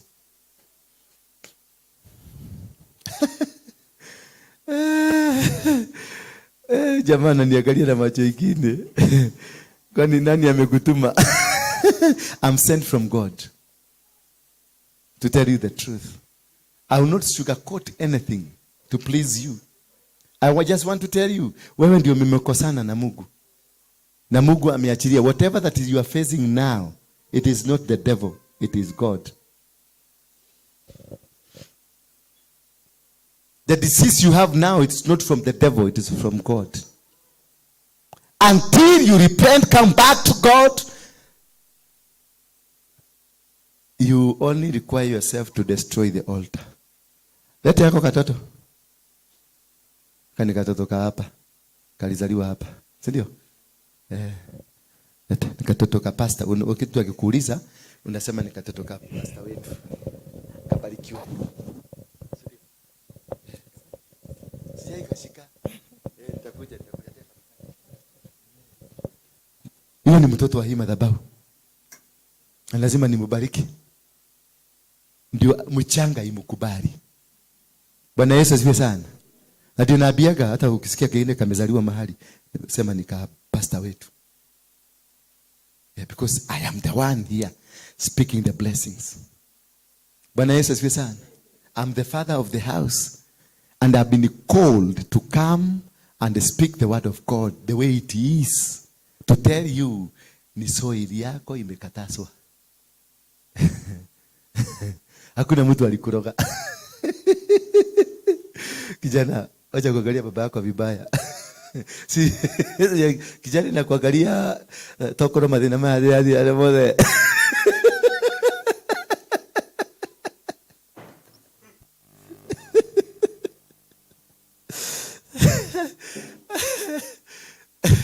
Wangapi tumebarikiwa mpaka hapa tumefika.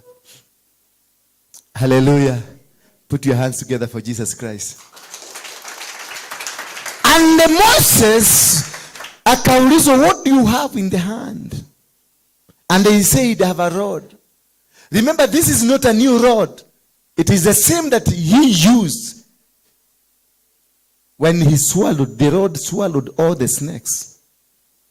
But at some point, because of laxity, he forgot to remember that the same God he was, the same rod that he had, that was spoken to by God, it is the same rod that I'm carrying. So this rod can also do the same miracle that it did when it swallowed every snake.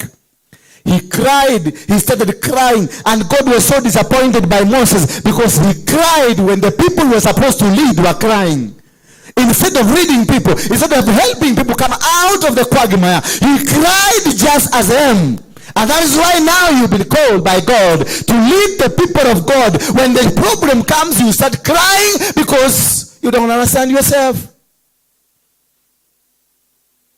God has given you a mandate to lead his people. God has given you a mandate to become a commander. God has given you a mandate to succeed. God has given you a mandate to do things in his will, in his power, in his capacity. But there is one thing you are doing. You are still lamenting and crying. Bwana Yesu asifiwe sana. When you have been chosen to be a leader, lead from the front. When you have been chosen to be a leader, read from the front and do the will of God, because you only, God is communicating to you.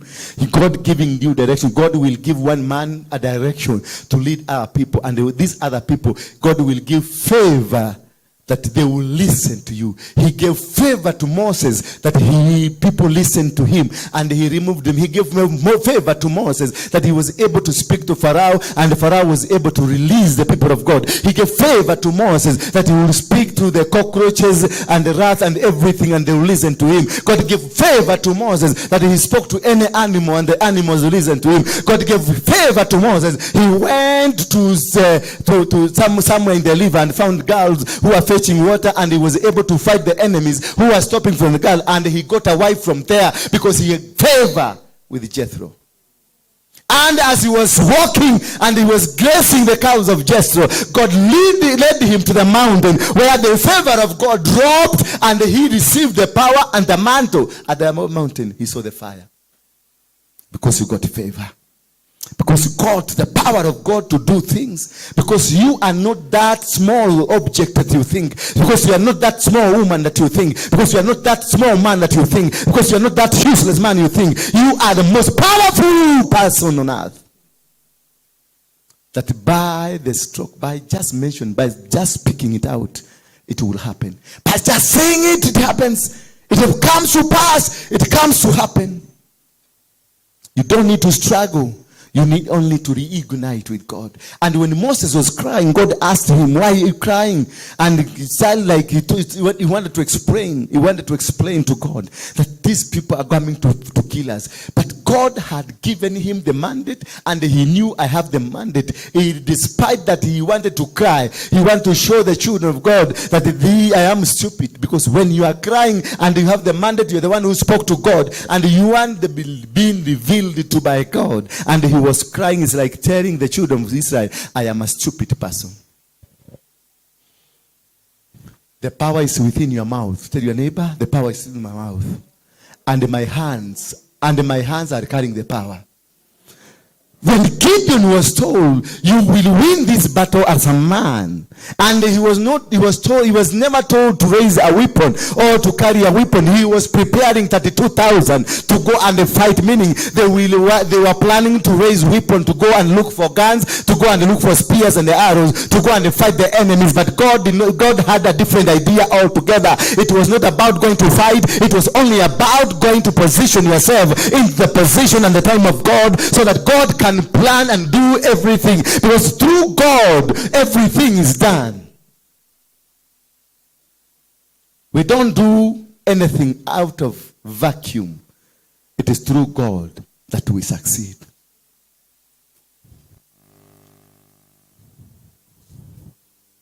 Moses had the weapon to lead them.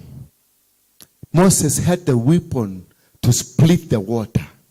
But instead of using the weapon, he started crying with the same people he was supposed to lead. When David came from a battlefield where they had gone to fight with the Philistines, he came and found, leave them alone. They are following you. They are following you. You know who they are. You know? Yeah? Who they are. Yeah, that bee. She didn't see the bee. Did you? Did you see the bee? Did you see the bee?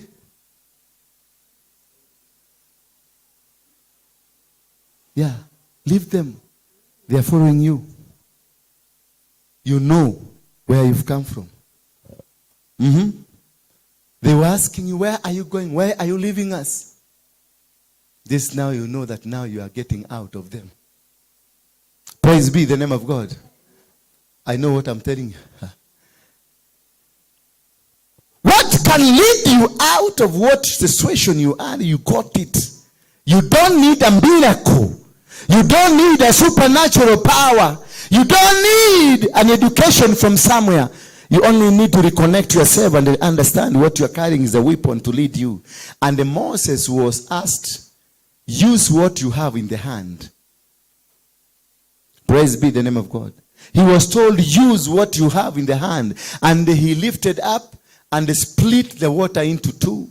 And by the stroke of striking the stones and the water, a wall of water was formed from this side, and another wall of water was formed on this side. A huge wall was formed. Praise be the name of God.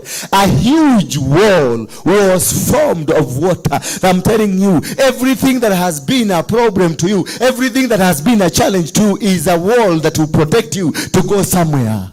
Bwana Yesu asifiwe sana. Any challenge that you have in life, it is not a challenge to destroy you. It's a challenge to form a wall for you to get a pass through.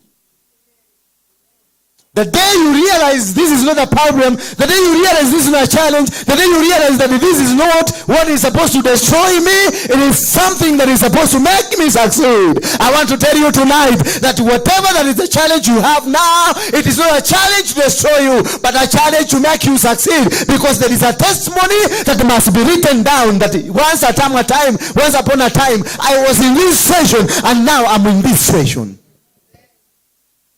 Praise be the name of God. So the enemies around you, God has allowed them to come. The failures around you, God has allowed them to come. The diseases around you, God has allowed them to come. Because there is a testimony that is supposed to be written. Because there is nothing. If children of Israel didn't have testimonies as they were going through, we will not be preaching today. If there was no water split and the people passing through it, we will not be having a message. So these are messages that are being written. The challenges that we are going through are messages that are being written. And they are being written in a stone wall. That every generations and generation to come, we come and read. And a wall that was formed of water. One side the wall and this other side the wall. And they passed through and they went to the other side until the last person. Meanwhile, the people who were supposed to pursue them, the people who made them to cry, the people who made them to even be to shake, instead of pursuing them to cross with them, they started arguing who will start first. Your enemies, once you realize who you are, the enemies will be put into confusion. You don't need to fight your enemies. You don't need to lift a weapon to fight your enemy. You need to connect with your God and the enemies will fight themselves.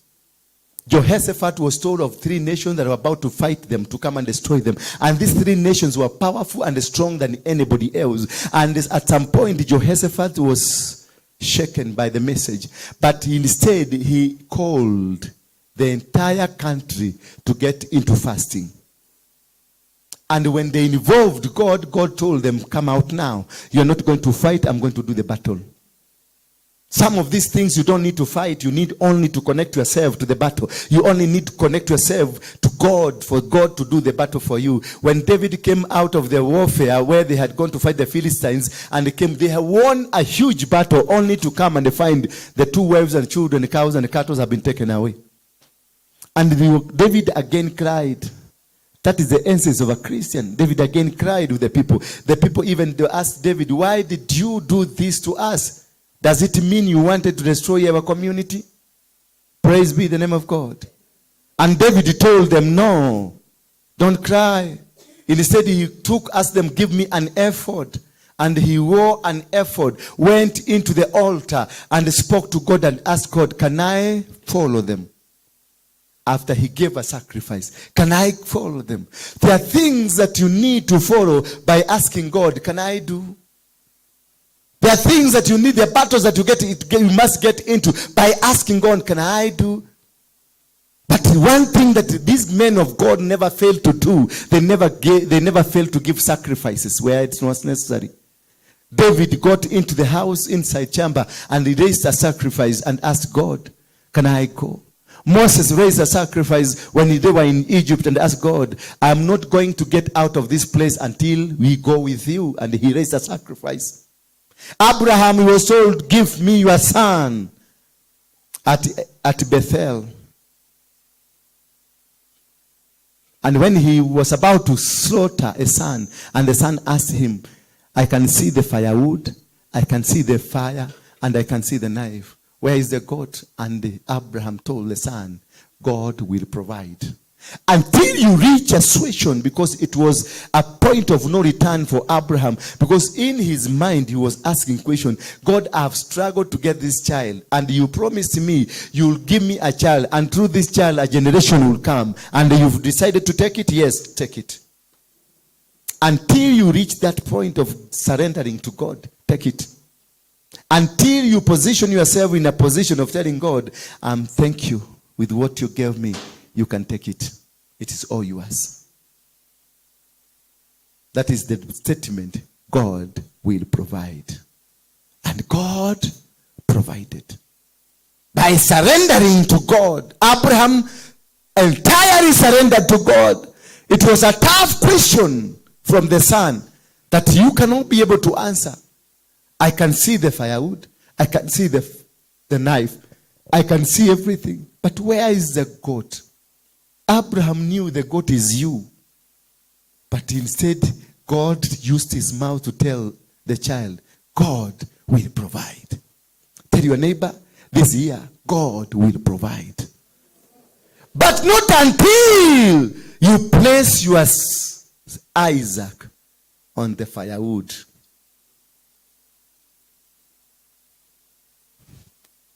Praise be the name of God. He will provide when you place your Isaac on the firewood and you lift the knife to cut. Then God will tell you, stop, look behind you.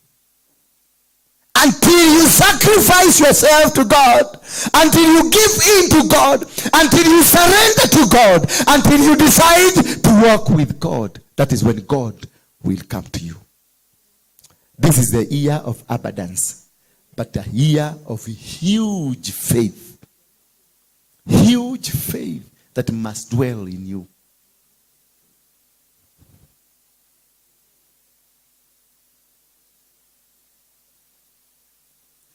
Jehoshaphat was told. Sorry, David went to God and told God, can I pursue these people? And God told him, indeed, you can go. After he gave a sacrifice, he was told, do not go to battle without raising a sacrifice. Do not even start anything before raising a sacrifice. Raise a sacrifice. Gideon raised a sacrifice when he was told he's going to win this battle as a man. Abraham raised a sacrifice when he was told for him to become the father of the nation. He raised a sacrifice. Solomon, he went to Gibeon and raised a sacrifice. Before any battle you start, before anything that you want to do begins, you must raise a sacrifice. Learn to be giving sacrifices for every move you're making. Don't come for prayers. Oh, that is nonsense. That is pure nonsense. You must give sacrifices. Stop this nonsense of sadaka. Sadaka inaitwaje na Kizungu? Offering. Stop that nonsense of offering. Get into the business of sacrifices. When Isaac gave a sacrifice, God appeared. When Solomon did a sacrifice in Gibeon, God appeared. When Abraham gave a sacrifice, God appeared. When Jacob gave a sacrifice, God appeared. God only appears at the point of sacrifice. When Gideon gave a sacrifice, God appeared. The presence of God is attracted to you by the sacrifice, not the offering. The offering is that which you discuss with yourself. I want to give 10 shilling, I have to give 20 shilling. I have to give 30 shilling, I have to give 100. I have to give a car, I have to give a shamba. And then you discuss it with your neighbor, you discuss it with your mother, your children. This is what you are going to take to church. That is an offering. But a sacrifice is directed to you by God. And when you can only give it out if you have an ear to hear from God. And that is now you go back to the book of Deuteronomy 7 and Deuteronomy 28. If you hear the voice, these blessings will follow you. If you hear the voice of the Lord, these the blessings will follow you. So only sacrifices are not commanded by your pastor. Sacrifices you are not told by your neighbor. Sacrifices you are not told by your wife, your husband. God speaks to you and tells you, take this car to my servant. Take this piece of land, take this title to my servant.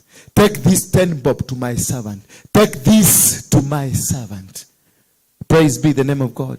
And this one can only be heard if you have an ear that listens to God. Deuteronomy 28 says, and these blessings will follow you for having listened to the voice of God, to the sound.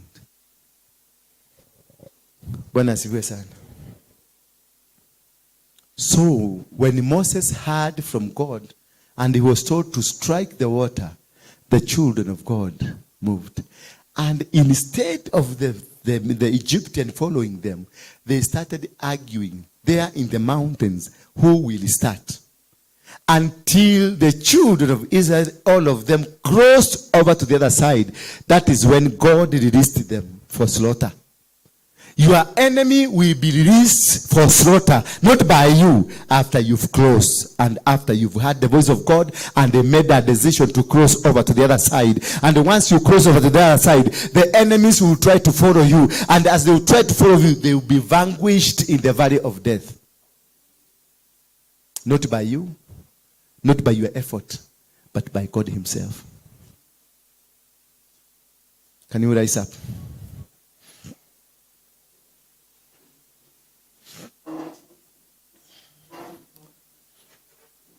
Stretch yourself a bit. Stretch yourself. Jinogore, jinogore, jinogore, jinogore. It has been torturous from yesterday night. Yes. You are entering now. It has been so torturous. Yes, good. Beatrice was sleeping while her eyes were open. Yes.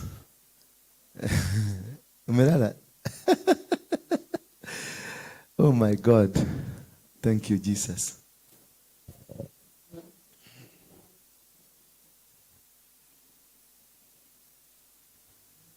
Tohora kita. Chana kule amelala sijui. Tufungua kinywa chako, umwambie Mungu, nimekuja mbele zako, nataka kusarenda. Kutoka leo sitajiambia, nitatarajia uniambie. Mwambie tu, nimetubu dhambi zangu siku hii. Ninaungama dhambi zangu zote. Niko tayari kuishi kwako, kutembea kwako. Niko tayari unitumie siku hii ya leo. Niko tayari unibariki, unifungulie milango na madirisha. Nimegundua ya kwamba siku nyingi nimekuwa nikifanya kwa mapenzi yangu. Siku nyingi nimekuwa nikifuata njia zangu. Lakini siku hii ya leo, kutoka sasa kwenda mbele, nimesimama kusema, ni wewe tu, ni wewe tu, ni wewe tu. Surrender to him. Surrender to him sasa. Jipatiane kwenye mikono ya Mungu. Jipatiane kwenye mikono ya Mungu. Jipatiane kwenye mikono ya Mungu. Just tell God, niko hapa sasa. Nimetumia ujuzi wangu wote. Nimetumia njia zangu zote. But nothing worked. Nothing has worked in my life. Now I want you into my life. I want you to bless me. I want you to bless me. Tell him, I'm ready for the blessings. I'm ready for the blessing. I'm ready for the blessing. I'm ready to be used by you. I'm ready. Tell him I'm ready now. I'm ready now to be used. This year, sitajiambia, sitajipeleka, sitajieleza. Kutoka leo, mwambie tu Mungu, kutoka leo, sitajieleza, sitajiongoza. Mimi mwenyewe na kungoja. Sitajiongoza. Mwambie sitajiongoza. Mwambie, I will not lead myself. I will not lead myself. I need your hand. Tell him, I need your hand. Nahitaji mkono wako. Nahitaji kubarikiwa na wewe. Nahitaji kusaidiwa ni wewe. Nahitaji msaada wako. Nahitaji msaada wako. Ninahitaji msaada wako. Mwambie nakuhitaji sasa. Ni leo ndio nakuhitaji. Ni leo ndio nakuhitaji. Ni leo ndio nakuhitaji. Jipeleke mbele za Bwana. Ukiweza unaweza kupiga magoti chini. Ukiweza unaweza kuja kwenye madhabahu hapa, ulale kwenye madhabahu. Ukiweza, venye utaweza kuzungumza na Mungu wako, unaweza. Just tell him, I have discovered myself today and I want you, God, to use me. I want to use me today. Use me now. I have discovered that I have not been doing it right, but this year is a year I want you to use me. You lead me because I never thought of how powerful I am.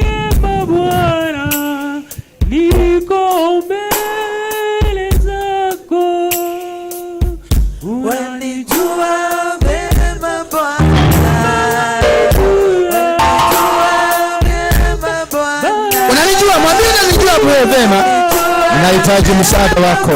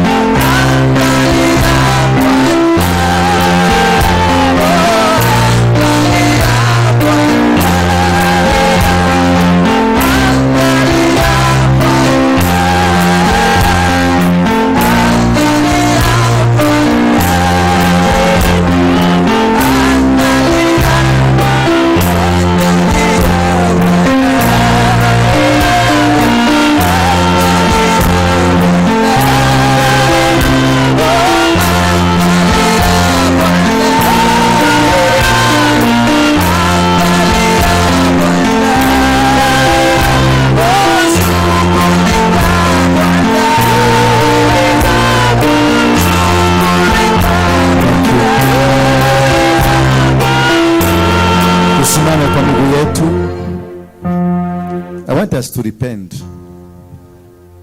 I want us to repent on your behalf of yourself, on behalf of this church, on behalf of your community where you come from, and on behalf of country Kenya. Say, Lord Jesus, the Son of God, the true God of heaven, I come before you to surrender to you, to seek forgiveness for my sins, for my parents' sins, for my children's sins, for my church sins, for my country's sin, and for my community sins. Redeem this country, redeem my family, redeem myself, redeem my children. I surrender to you. Redeem my church. We have committed, we have lied to the pulpit, and the pulpit has been used. The pulpit has been used to disseminate a lie. We seek forgiveness. I seek to be forgiven. I seek to be forgiven on behalf of all this. In Jesus' name we pray. Give thanks to God. Give thanks to God. Give thanks to God. Give thanks to God. Put your hands together for Jesus. And you have been forgiven. Your nation has been forgiven. The church has been forgiven. Your children have been forgiven. And you are set free. And for that matter, now bring your sacrifices. Bring the sacrifices at the altar. Atonement. This we call atonement sacrifices. To atone for sins. Sio sadaka. Hii kanisa msiwahi niletea sadaka. Sema sadaka. Sitaki kwa hii kanisa. Sitaki sadaka kwa hii kanisa. Nataka sacrifices. Anything you give to church, anything you bring here at the altar, give it a name. This I'm giving a sacrifice of atonement. I'm atoning my sins. You give it. I'm breaking the sin, generational sin. You give it a name. Bwana Yesu asifiwe sana. You give it what? A name, so that in heaven there are so many things. They will want to deal with the problem directly. Bwana Yesu asifiwe sana. They will want to solve the problem directly by allowing them to know why you are giving. Every giving is not for free. Every giving, God has never given you anything for free. He always gives you with a reason. God, He tells you, follow me. If you don't follow me, this is what is going to face you. God is a dictator. He dictates. Bwana Yesu asifiwe sana. So whatever you give to church, don't give it without giving it a name. If you give it without giving a name, then it has gone nowhere. Tell your neighbor, whatever you give without giving it a name, it goes nowhere. If it's an offering because you love me, you write it love offering. And make it not an offering, make it a sacrifice. Make the love I have for you and the love you have for me work. Let the anointing that I have work for you. And let you who is here help me go further. Because without you, even if I have whatever kind of anointing I have, will not work without you. Praise be the name of God. May God help you, and may God help you to know. Now you can bring your sacrifices at the altar here. If you have a sacrifice, bring it here. I will never entertain a sacrifice in my office. It is at the altar that we'll be giving sacrifices.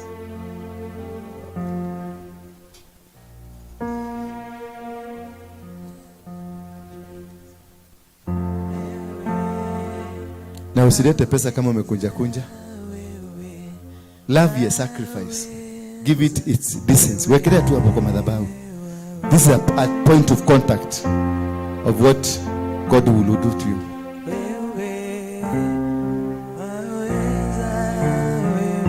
I'm waiting.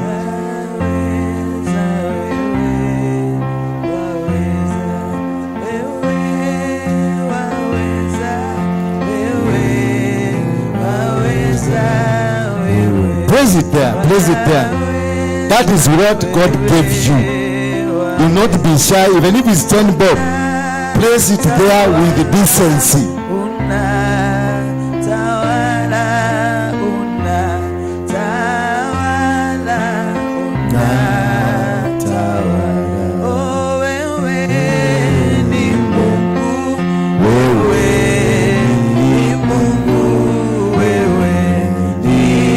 This is a sacrifice for the beginning of your new year, for the blessings. And I want all the children, wakuja hapa, walete hapa mbele.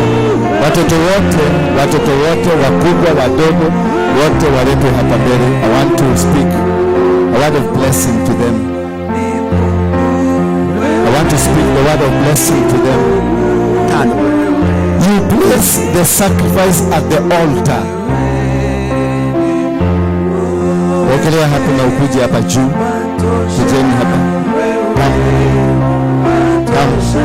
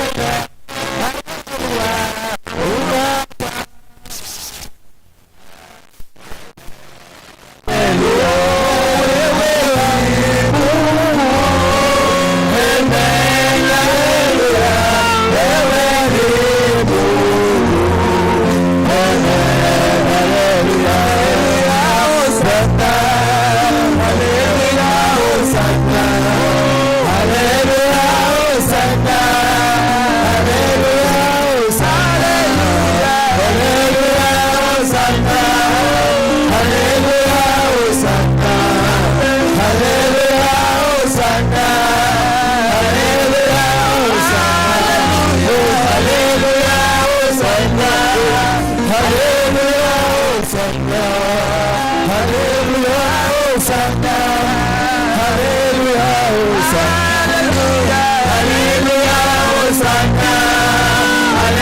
Hallelujah,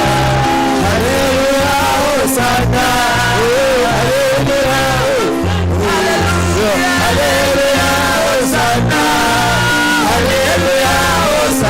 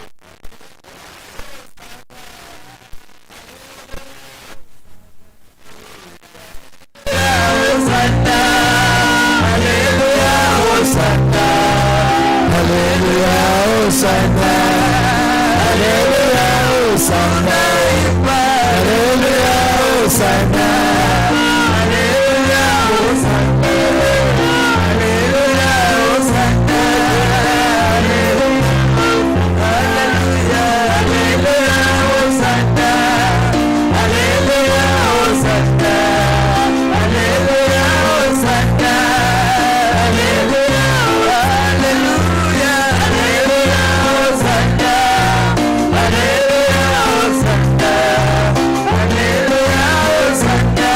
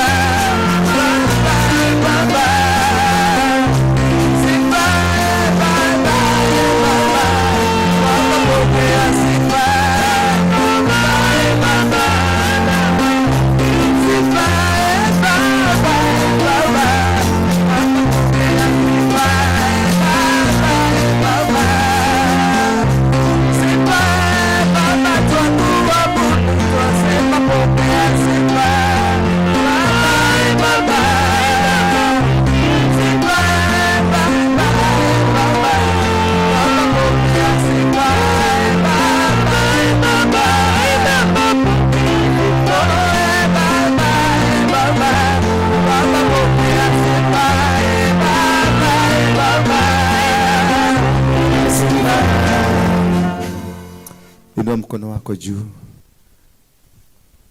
Watoto inueni mikono.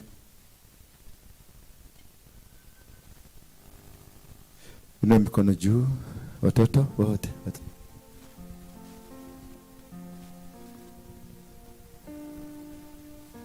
Give me that microphone.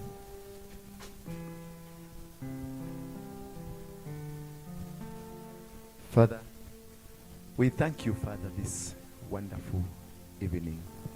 A new day of 2023 with a new anointing, a fleshly anointing.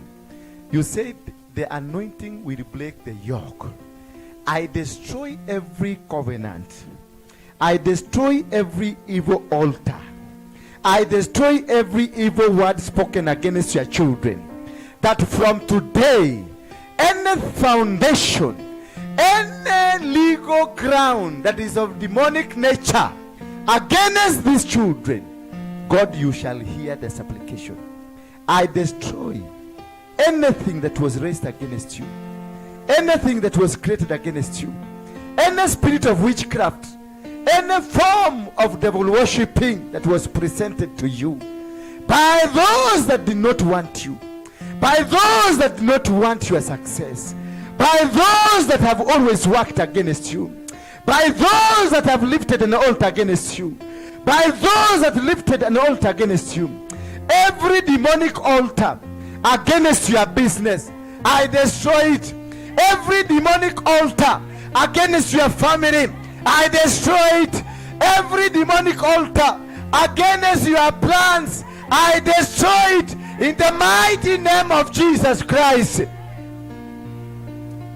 Every word that has come from the world of darkness, from the devil world, demonic world, any network and arrangement, any literature written against you that is from the devil, I destroy it in the mighty name of Jesus Christ. All the blood that they sucked from you and they took it to the devil, to the ocean for sacrifices of the altar of the devil in the ocean, under the sea, from today I destroy it in the mighty name of Jesus Christ. I destroy all the altars and covenants that were raised in the mountains by the demonic agents, by the devil agents. I destroy it in the mighty name of Jesus Christ. Any altar that was raised in the desert to come and bring starvation, scarcity, confusion, dryness in your life, roundabout, limitation, any form of an altar that was lifted against your success, I destroy it in the mighty name of Jesus Christ. Any altar that spoke against your marriage, any altar that spoke against your children, any altar that spoke against the success of your children, the success of the womb, the produce of your womb, the success of your cattle, the success of your farm, the success of whatever that you do in life, any altar that was raised to make sure you do not succeed, from now henceforth, I destroy it in the mighty name of Jesus Christ. An altar of diseases that was raised into your body to cause you diseases, endless suffering, by the name of Jesus, I destroy it. I destroy it. I destroy to the root cause. To the root cause, I uproot. I destroy them. I scatter. I bring them down in the mighty name of Jesus.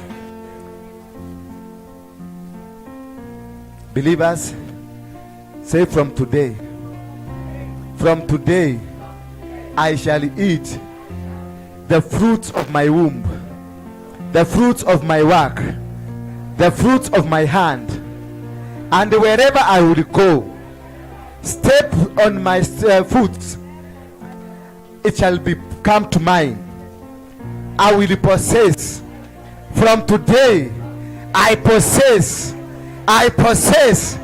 the earthly things that was given to me by the Almighty God. By the Almighty God. The enemy will not see me. I blind them. I blind them. I bind them. I bind them. I blind them. My children from today are free. My children from today, they are free. In Jesus' name. My business from today is free. In Jesus' name. In Jesus' name. My workplace is free. In Jesus' name. Point at this grandfather. Grandfather, my grandfather, you raised altars that were ungodly. From today, I disconnect myself from your altars. I cut the umbilical cord that has kept connecting me with you. Any spirit of witchcraft that emanates from you shall never follow me, shall never follow my children, my children, my children, to the 5th generation. I set them free. Now point at the soil. You soil, earth, hear the word of the Lord. You have my money, you have my marriage, you have my business, you have my ministry. Surrender it to me. Surrender to me. In Jesus' name. In Jesus' name. Earth, write me down as a successful person. Write me down that a fruitful person. Write me down that as I'm a winner, I'm a conqueror, I am a winner. Write down, my children will succeed, my business will succeed, my family will succeed. There will be no disease. There will be no disease because of you. Because of you. In Jesus' name we pray. Give thanks to Jesus. Give thanks to Jesus. Give thanks to Jesus. When you go home, go and lift.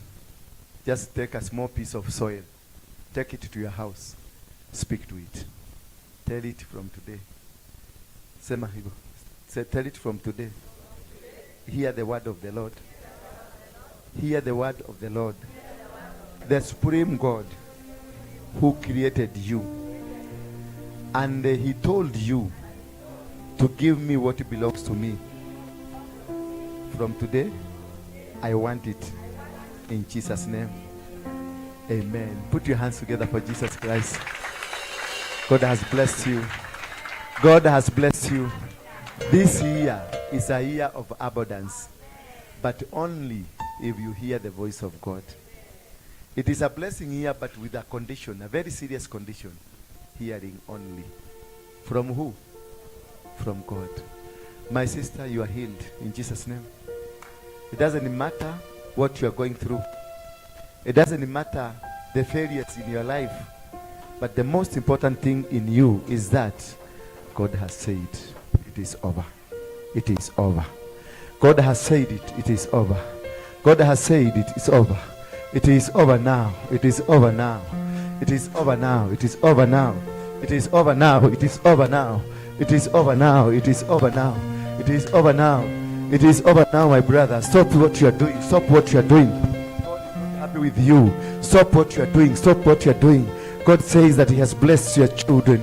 They are going to be set free, and they have been set free from today. You have been released from the spirit of gazing. You have been released from the spirit of poverty. You have been set free. You have been released from the spirit of confusion, from the spirit of lack, from the spirit of confusion. Oh, you are free now. You are free now. Jesus has taken over you. But from today, God has anointed you to serve at the altar. Oh, Seketeria, Ramasheteria. You are free from the soil of your father.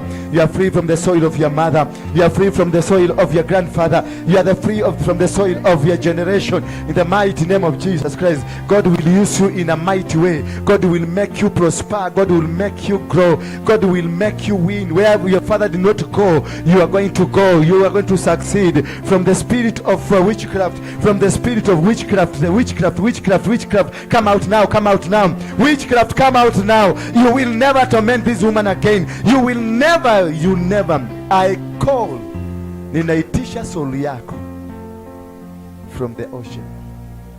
Come back. It is coming. It is coming now. It is with you. It is you. They had taken, your star was taken right into the middle of the ocean. It is coming now. Receive it now. Receive it now. Receive it now. In Jesus' name. It is coming now. In the name of Jesus.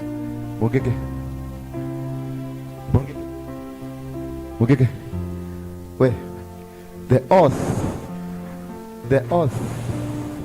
You, Mainajega, release her now.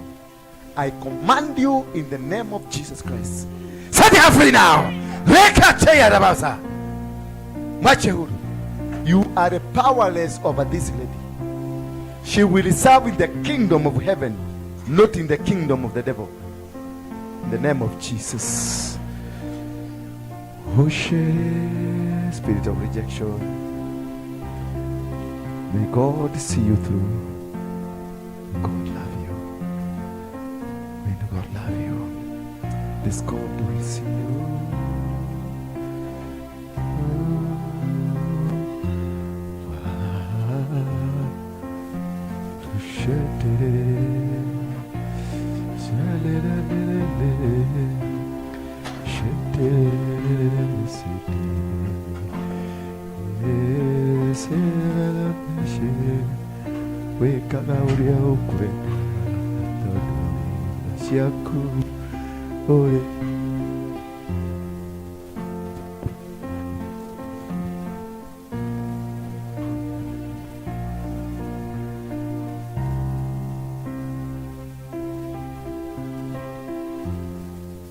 God will bless you. You will live healthy. God will lift you.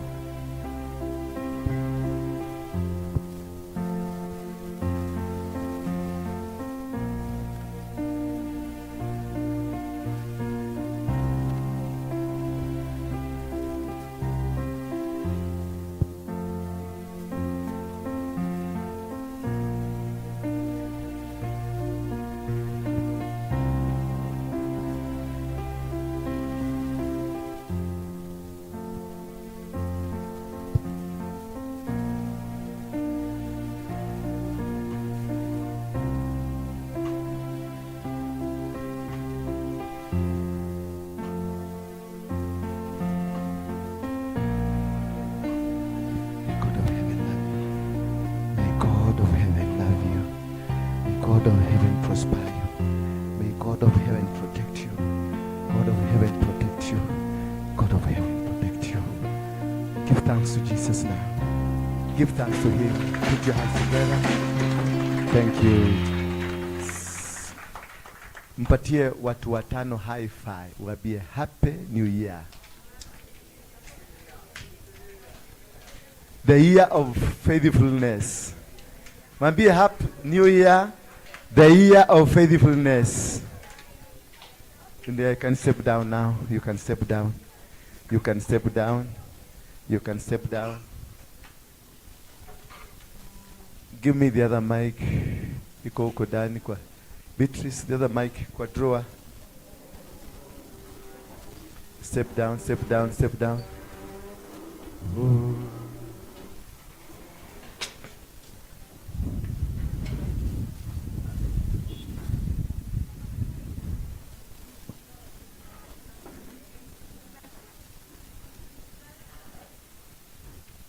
Sit wherever you want to sit. God has blessed you. You are free now. You are free. Shout amen. You are free. Tell God. Shout amen. I'm free. I'm free. I'm free now. I'm free now. I am free. I am free.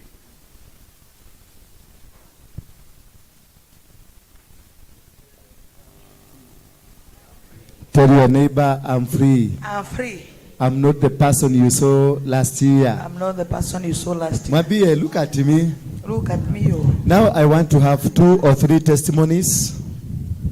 I want 2 or 3 testimonies. I know you have some testimonies that you need to say. If you have a very personal testimony, you know it is always good to shame the devil. And the only way to win against the devil, it is by giving a personal testimony that this thing has been tormenting me and it has set me free. How many of you want to give a testimony?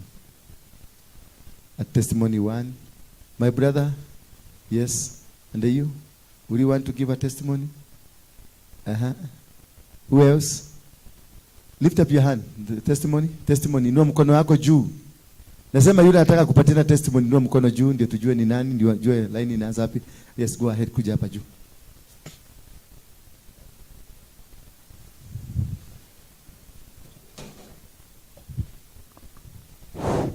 Bwana asifiwe. Asifiwe tena. Kwa majina ni Lucy Njeri. Nimeokoka, nampenda Yesu juu ameniokoa. Mimi nataka kushukuru Mungu kwa hii mwaka. Last year nilirukia mwaka CFF Kasarani na sikuwa na sadaka. The same case applied to my daughter. Mimi nilimlipia fare kutoka nyumbani kwa mama yangu, ikaisha mahali tulikuwa, nikamlipia kutoka hapo Kitengera zikaisha. So hatukutoa sadaka. Nashukuru Mungu. Sijui kama nimemaliza mwezi tangu nikuja hapa. Kwenye nilikuwa natoa pesa sadaka, kuna ile sasa pastor anasema sadaka sikuwa napata. Bwana asifiwe.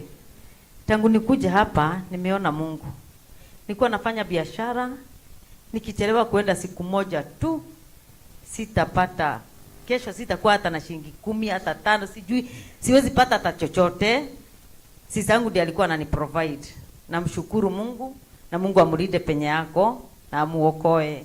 Nashukuru kwa maana nimeona Mungu, nimeona Mungu, nimeona Mungu.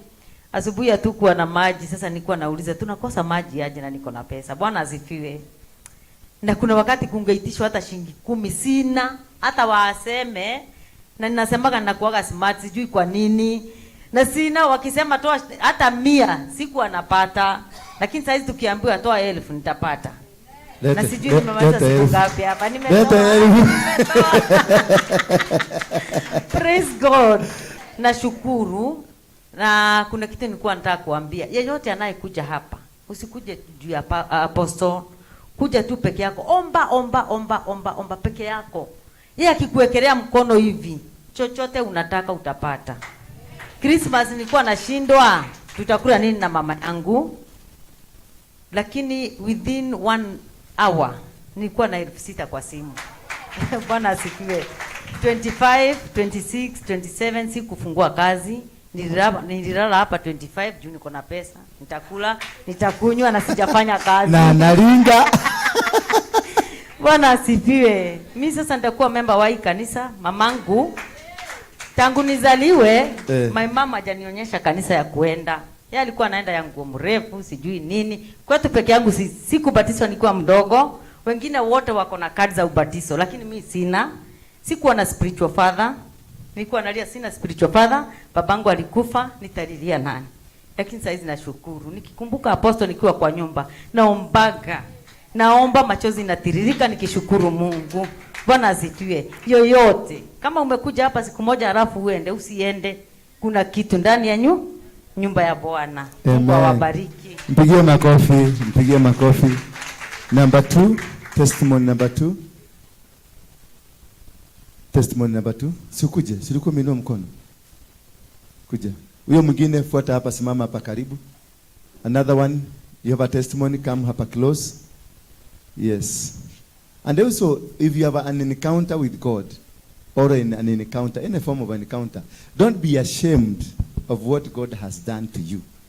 Reveal all things the devil has been doing to you. and you will be free from today completely. Only that testimony will set you free. Yes?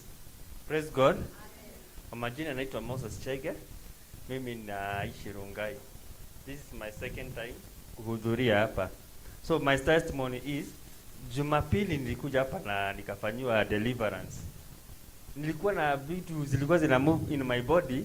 Mimi nilidhani ni ugonjwa tu, ambapo sikuenda sa hospitali. Huwa nilikuwa nasema itaisha tu. So after deliverance ndio baadaye nikaongea na apostle, akaniambia hiyo ni nyoka imekuwa ikitembea mwili wa, of which my wife alikuwa ananiambia the same thing, but nilikuwa napuuza. Hii kitu imenitorment for so long. Nikikaa kwa nyumba nakaa tu napimia tu namna hii, nasema ndio hii imeanza kutembea. Ilikuwa inatembea aje? Ilikuwa inatembea hivi ina move kidogo. Angalia, ilikuwa inatembea hivi. I remember kuna time nilikuwa nakaa bila shati, nikitime ikuje ndio nionyesha my wife. Sasa the moment naenda kumuita ina vanish. So it can torment for so long, for so many years. Like how many years? Ilianza kwa mguu, ilianza on my left leg. Hapa ilikaa for. Sasa ulikuwa naona ilikuwa inafurisha hivi. Ilikuwa ikimove. Unaona venye ndogo tu. Yeah? Inafura kidogo tu. Inafura kidogo. Then ina move inaisha. Inatulia. Ikitulia hivyo inahama kwa mgongo. Inahama hapa ilikaa 1.5 year. 1 and 8 years. 8 months. Ikatoka hapa ikakuja the other side. Kutoka hapa ikakuja kwa mgongo. Kila part ikikaa ilikuwa inaenda several months. Oh, kuna venye timing yake. Sasa kuna time ilikuja, sasa mara ilikuja kumalizia ni kwa tumbo sasa. Sasa hapo ndio nilikuja kurealize hapa. Sasa nilikuwa na time. Na time sasa naambia mke wangu angalia.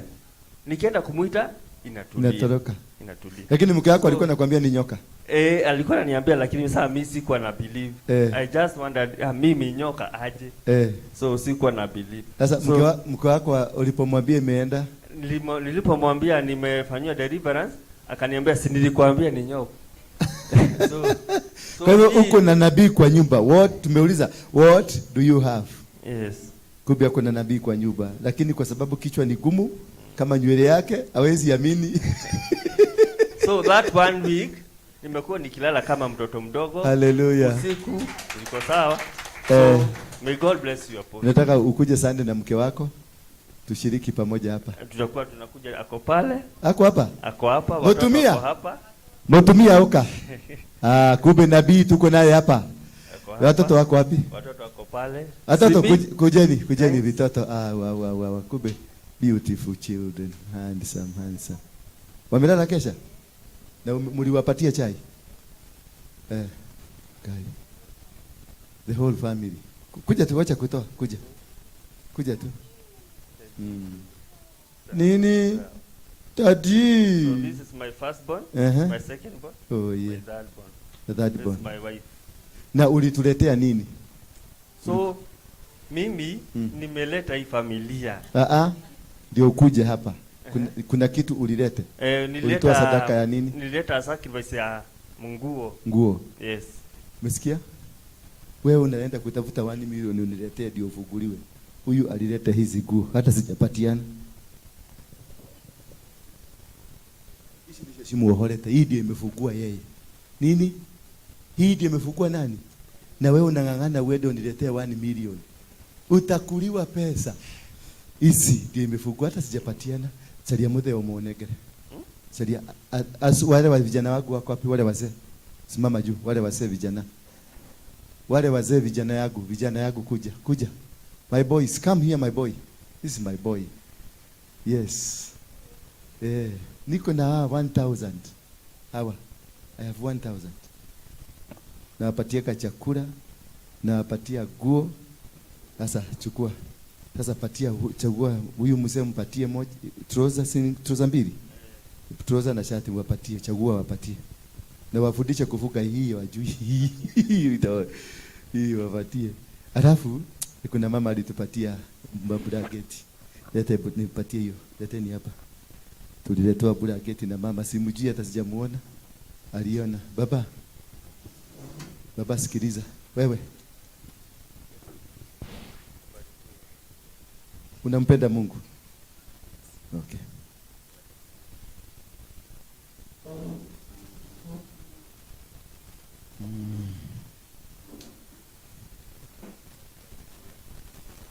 Hii sasa tukifungua Otodi atakuja ibe.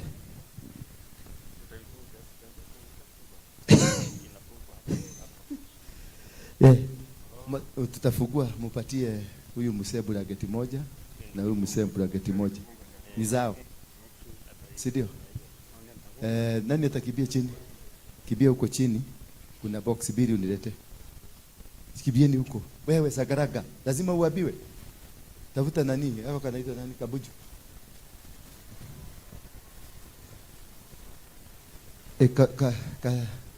Nejega. Na kena. Mutikira thimesi na ici.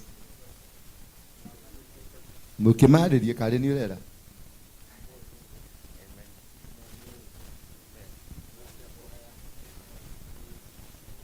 Thank you. Siwapigie makofi.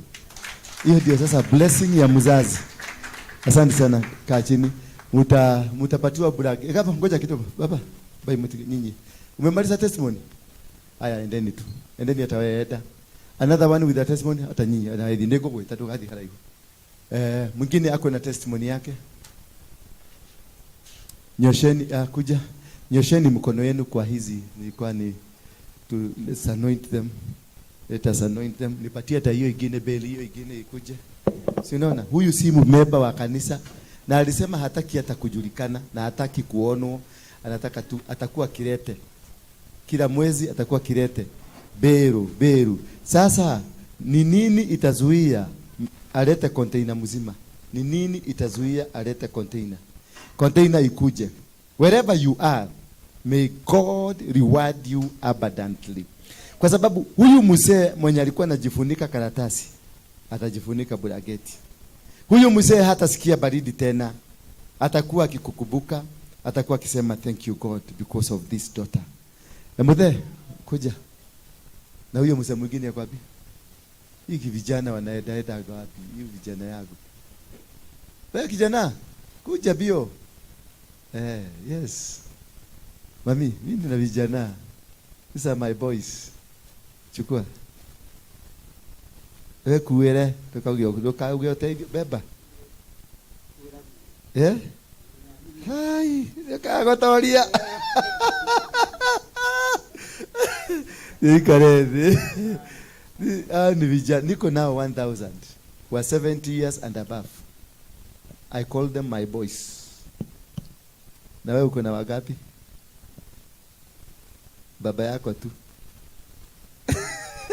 Lete microphone hiyo hapa. Sasa mami, ngaki. Mbia mono.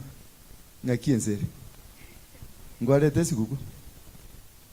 Ngwalete siguku. Bado. Nkie kebe. Tumatike kuzi, matike kuzi bia.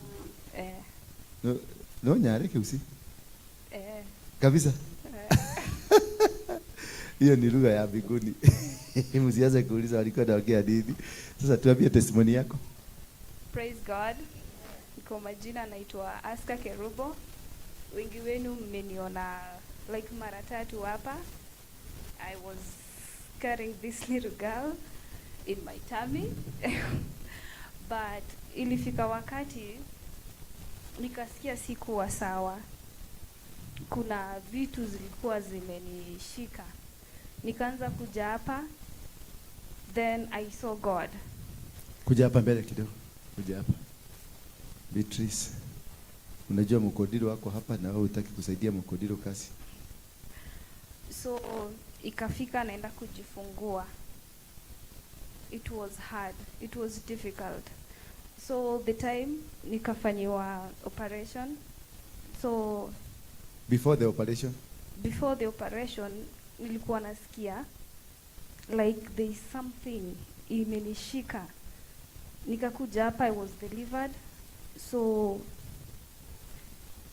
it was few like a month, then nikaenda operation.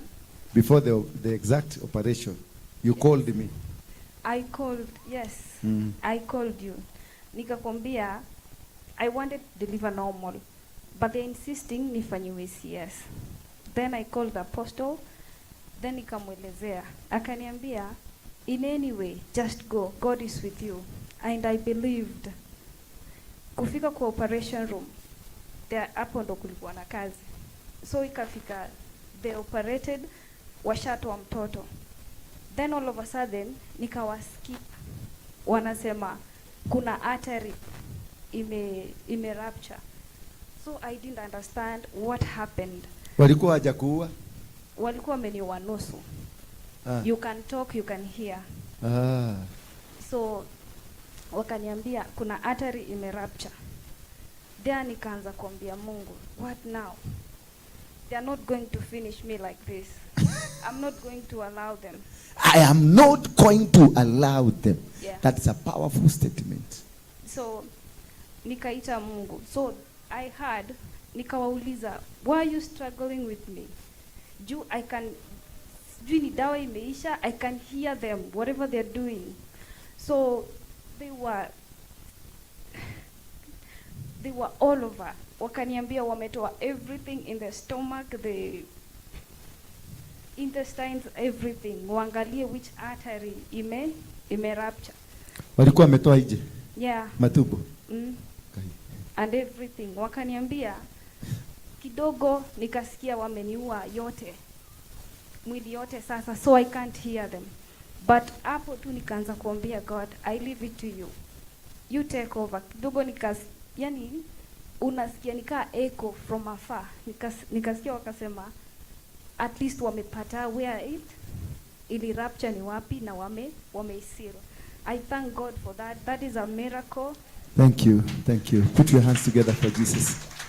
Yeah. Yes. And the baby, I called her Zion Baraka. Zion Baraka. Pigeni makofi kwa Zion Baraka. Yes. And everybody knows what it means by Zion. It's a mountain. Jesus Christ fight for it. So nikaambia Mungu, this is your mountain. Fight for it. I don't want to lose anything. Thank you. God will bless her. May all the blessings follow her. Wherever you go, the Abrahamic blessings zikufuate na zifuate mtoto wako. Na kusikue na mtu hata mmoja ambaye atainukia huyu mtoto. Watakapojaribu kumuinukia na wao watapiganwa na wao na watamalizwa. Amen. Another person with a personal testimony. Just come. Nilikuwa nagoja nione kama atakuja. Wewe unaenda wapi? Kaa hapa. Na uko smart. Simumpigia makofi ya kwa smart. Bakari. Ako aje? Ako sawa? Kabisa.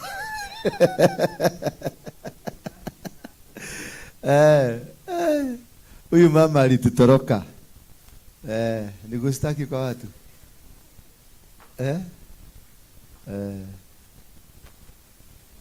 Chukua microphone.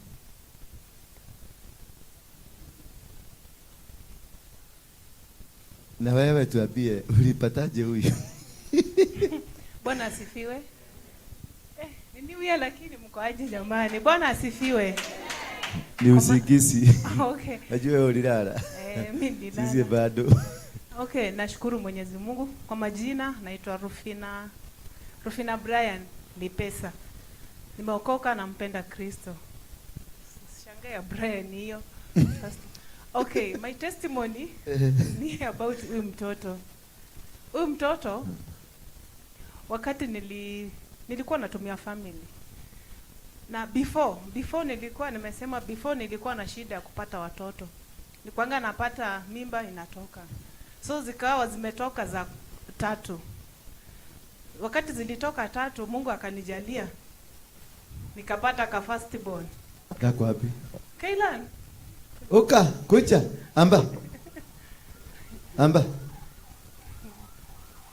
Nikapata first born at 6 months. Huyu mtoto alizaliwa na miezi 6.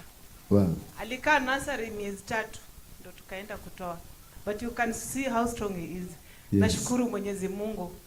So wakati niyo tu mimba ilikuwa inatoka bado at 3, ilikuwa inatoka at 3 months. So huyu hata alianza kutoka at 3 months, nikaenda hospitali wakaona bado kuna ka heartbeat. So wakasaidia akazaliwa.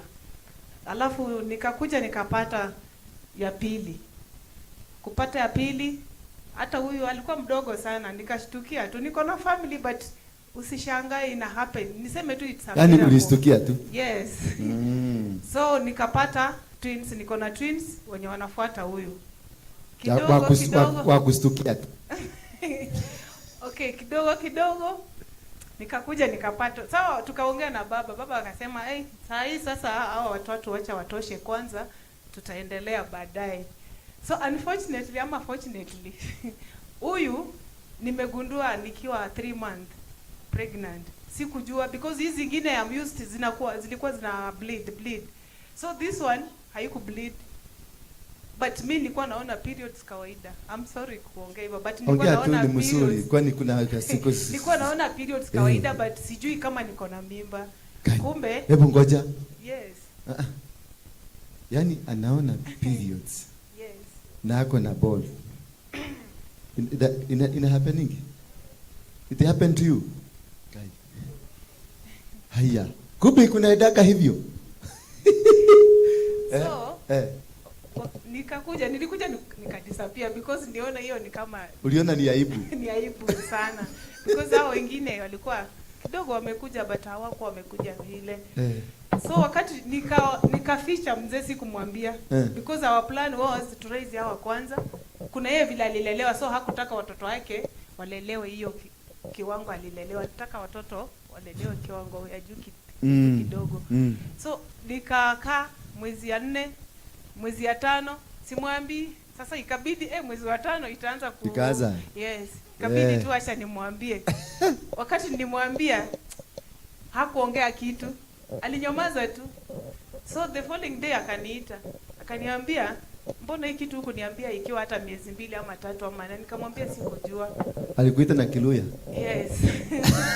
So kitu yenye aliniadvise, akaniambia nataka tukae tuongee but usisikie vibaya. Nikamwambia unataka tuongee nini? Akaniambia nataka huyu mtoto tutoe. Yes. Akaniambia nataka, and this is my wedded husband. Tumefanya harusi, sio mtu wa come to stay, we stay. Ni mtu tumefanya naye harusi. So anasema ati tutoe mtoto. Nikamuuliza umesema aje? Akasema yes. So akaanza ku make those procedures. Anapigia watu wake, ni madaktari, anawapigia, anawaambia, ananituma hadi huko. Mimi naenda tu nani kuenda kujificha, lakini nikifika huko nakataa. Nilitembea hospitali 6. Ingine tulienda naye, moja tulienda naye. Akisema tu enda utoe. Huku kukifail tena ananituma kwingine. Huku kukifail ananituma kwingine. Na mimi naenda tu pale na maombi. Because at first kuna mamake, sister mamake alimuuliza swali. Wakati uliambia Mungu, wakati ulikuwa unalia ati umefanya harusi, watoto wanatoka. Alimkumbusha, akaniambia ulinipigia simu ukaniambia nikuombe upate watoto, unachekelewa na wenzako. Na wewe hukuambia Mungu unataka watoto wangapi. Uliambia tu Mungu unataka watoto. Bwana asifiwe. So wakati unapoomba Mungu kitu, mwambie Mungu nipatie hii kitu kiwango hii. Kama hana, wakati wakati alipoomba Mungu alimwambia nataka mtoto kijana. You specify. Bwana asifiwe. Nakwambia tumepitia shida. So wakati alianza kuniambia wewe ni kama ukifika huko unakataa. So ikafika mahali tu atuongeleshani kwa nyumba, kila mtu ako business yake. Nikasukuma. What I thank God is huyu mtoto, hao wengine walileta shida sana, but huyu mtoto hajawahi leta shida hata siku moja. Tulisukuma hivyo mpaka siku ya mwisho mimi nilitoka nikienda amezoea mimi naikwanga bed rest. Ikifika miezi kama huyu niliwekwa bed rest, ikifika miezi 3. Nikaresign kazi nikakaa nyumbani kabisa. Wale wengine niliweka walitoka pia wao miezi 3 walikuwa wanatoka hao twins. Nikawekwa bed rest, nikasukuma mpaka miezi 7, hao walizaliwa na miezi 7. So this one na huyu miezi 9. Complete. Yes, huyu alifikisha miezi 9. Na bed rest? Bed rest hakuna kitu kabisa. So wakati nilijifungua hatukuwa tunaongea. Mimi nilienda hospitali. Kwenda hospitali hakujua hata nimeenda kufanya nini. Asubuhi nikaona message ameandika mtoto ataitwa Karl Marx. Hivyo ndio aliandika tu message. Karl Marx inamaanisha a conqueror. Bwana asifiwe. Amen. Yes. Karl Marx inamaanisha Makofi kwa Yesu. Yes. So sikuelewa ni nini, nikanyamaza tu.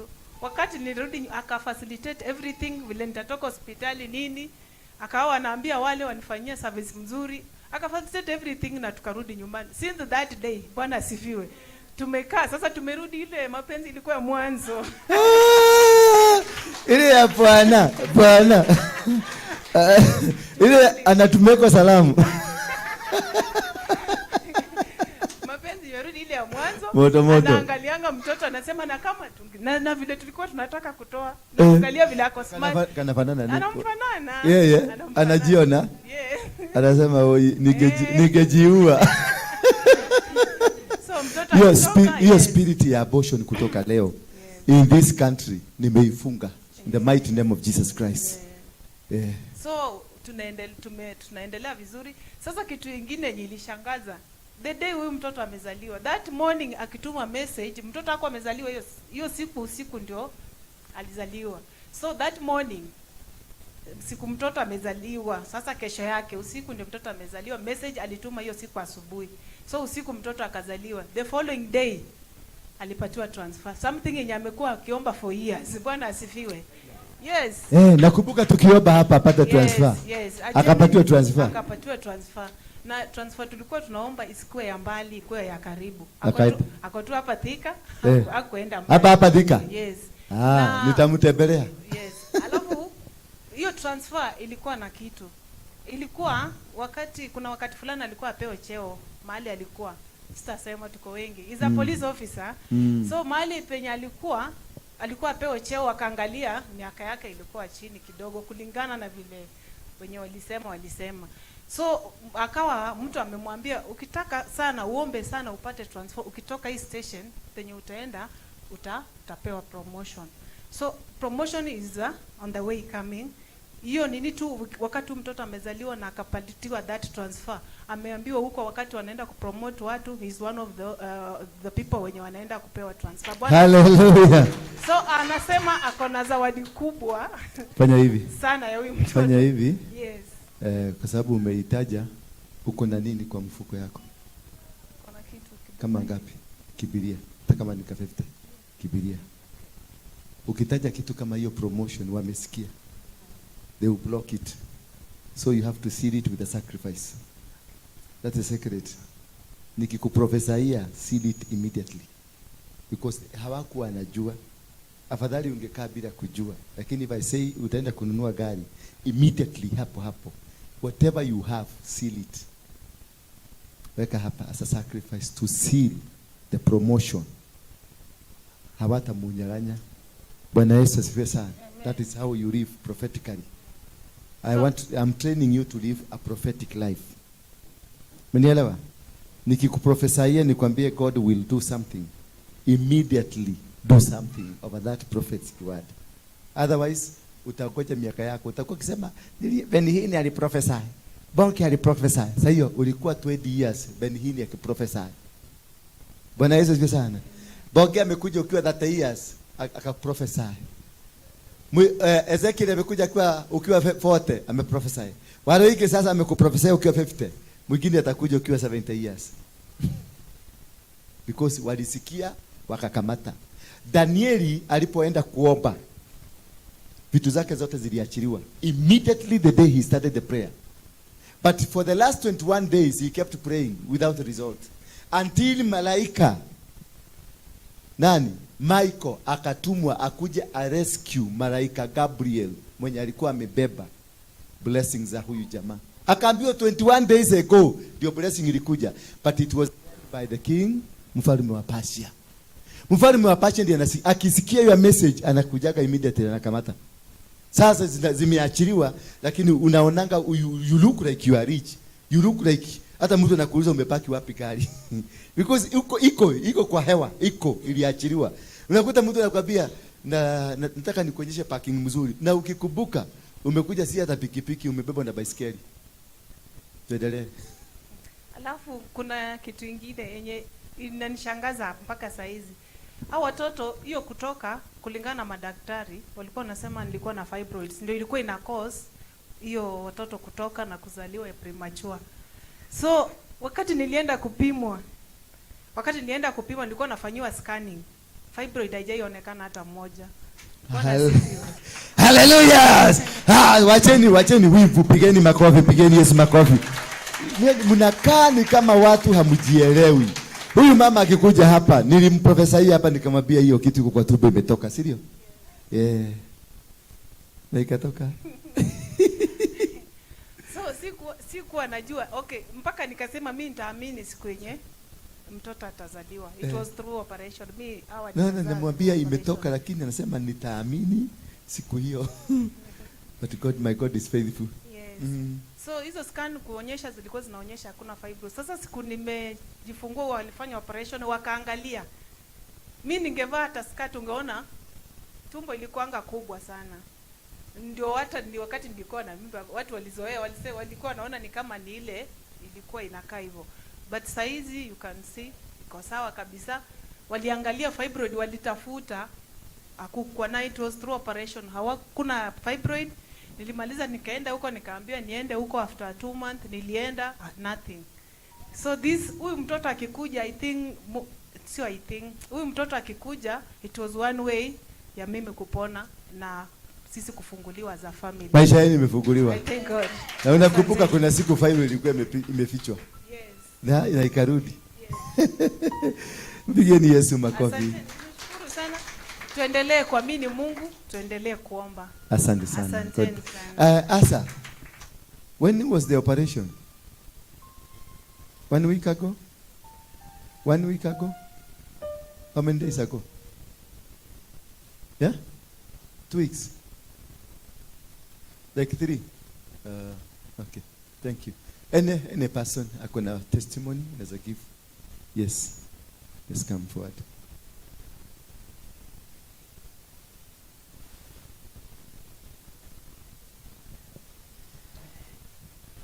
Hello.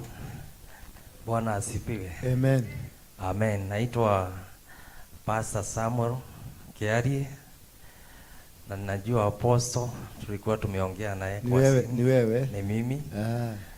Na nilikuwa nimepewa namba yake apostle na Pastor Ann. Na Pastor Ann ni mgani? Pastor Ann Gadhuma, maybe unaweza Gadhuma, kuna jina Gadhuma. Yes. Kuna jina Gadhuma, yes.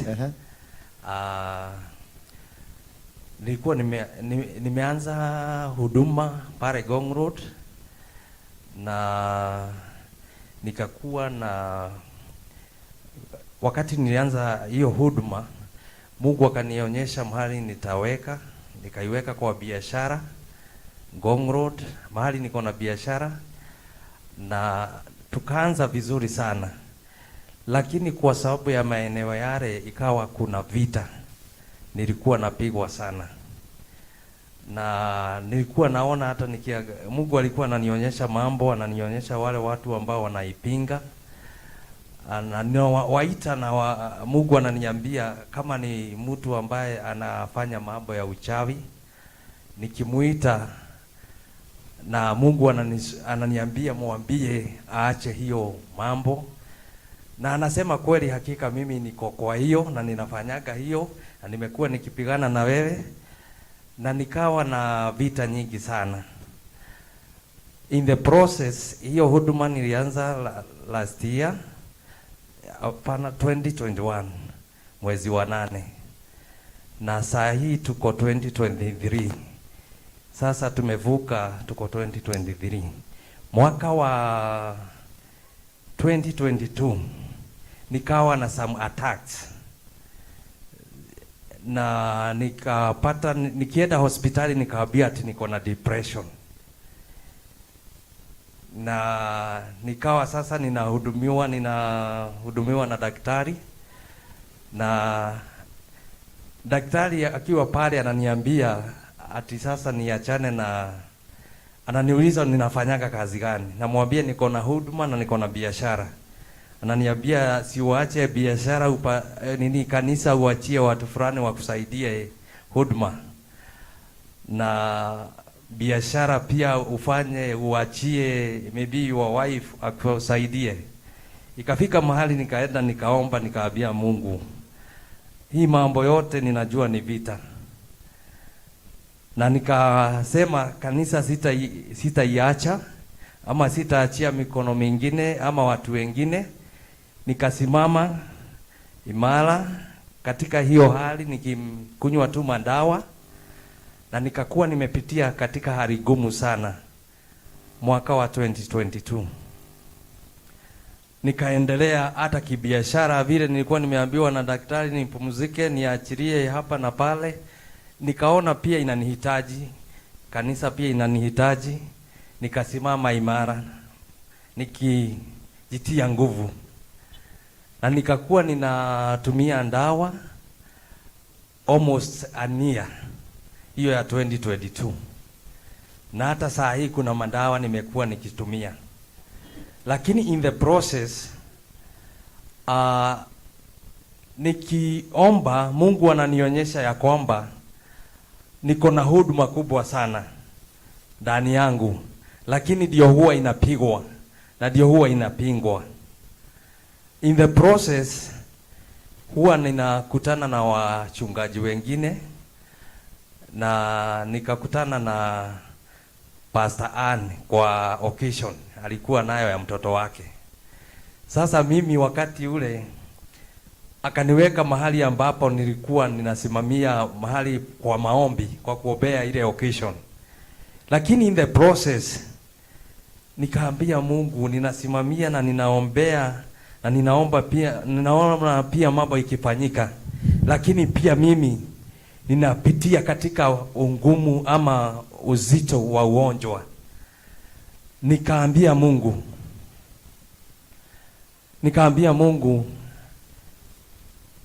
anisaidie. In the process nikaenda nyumbani, nikakuwa nikiomba, nikaomba Mungu, nikaambia, si umeniita kama mtumishi wako, sasa ni nani huyu naweza enda nikaongee na yeye? Kwa sababu kuna wahubiri wengi. Ikafika mahali nikaambia, tukakuwa kwa pale kwa biashara tukiongea. Nikaongea na mfanyikazi wangu mmoja ambaye ameokoka, nikamwambia nataka hii jambo sitanyamaza nayo, na nitatafuta mhubiri ambaye maybe nitaongea naye, kwa sababu ile mambo nayo yapitia inaonekana ni vita ya kupinga kile Mungu amenipatia ili niweze kuhudumia watu. Kwa sababu ile eneo wakati nilipoingia mara ya kwanza nilihubiri na nikaleta crusade kubwa na watu wengi wakaokoka. But mwaka wa 2018 na sikuwa na kanisa, sikuwa Mungu amenisungumzia mambo ya kanisa. Kwa hivyo wale watu wote waliokoka niliwapeana kwa makanisa zingine. Alafu after that nikagojeka mwaka wa 2021. Nikalazwa hospitali. Nilikuwa naona ninaenda, lakini nikaletewa Biblia kwa hospitali kwa kitanda. Kuna mayanko mmoja alisema niletewe Biblia kwa hospitali kwa sababu napenda kusoma Biblia, napenda kuhubiri. Nikaletewa, but nilikuwa nimeaga my wife na my friends. Nikawaambia mimi sioni kama nitatoboa. Of which 2018 nilifanya crusade kubwa na watu wakaokoka, nikawapeana. Nikiwa kwa hospitali kwa kusoma Biblia, Mungu akaniambia hauendi mahali. Akaniambia sasa enda ukahubiri. Ninatoka hospitali mwezi wa 3 na Mungu ananiambia enda ukatafute watu wa kufanya kazi, mwende mkahubiri hiyo eneo tena mwezi wa 8. Na already ninakunywa madawa. Sasa nikatii sauti ya Mungu. Na nikasema hata kama napitia katika ungumu wa ugonjwa, nikaambia Mungu anisaidie. Nikatafuta watu wa makanisa tofauti na wakaniunga mkono. Tukaenda tukafanya crusade mwezi wa 8. Watu pia wakaokoka, watu 106. Sikuwa na mambo ya kusikia sauti ya kufungua kanisa. Crusade ikimalizia ndio nilisikia hiyo sauti. Sasa Mungu akaniambia, sasa unaweza anza kanisa. Nikajiuliza nitaanza wapi? Sasa kile nilifanya, already wale watu 106 nilikuwa tumeshawaambia wakati walikuwa naokoka hakuna kanisa, but tunafanya huduma ya Mungu na tutawapatiana katika ile kanisa iko karibu. Wote tuliwagawa kanisa ile iko karibu. Tukimaliza kuhubiri mwezi huo wa 8 ndio Mungu naye akaongea. Akaniambia nianze huduma. Nilianza kwa biashara. Biashara nikatega mahali kidogo, nikawa ndio madhabahu.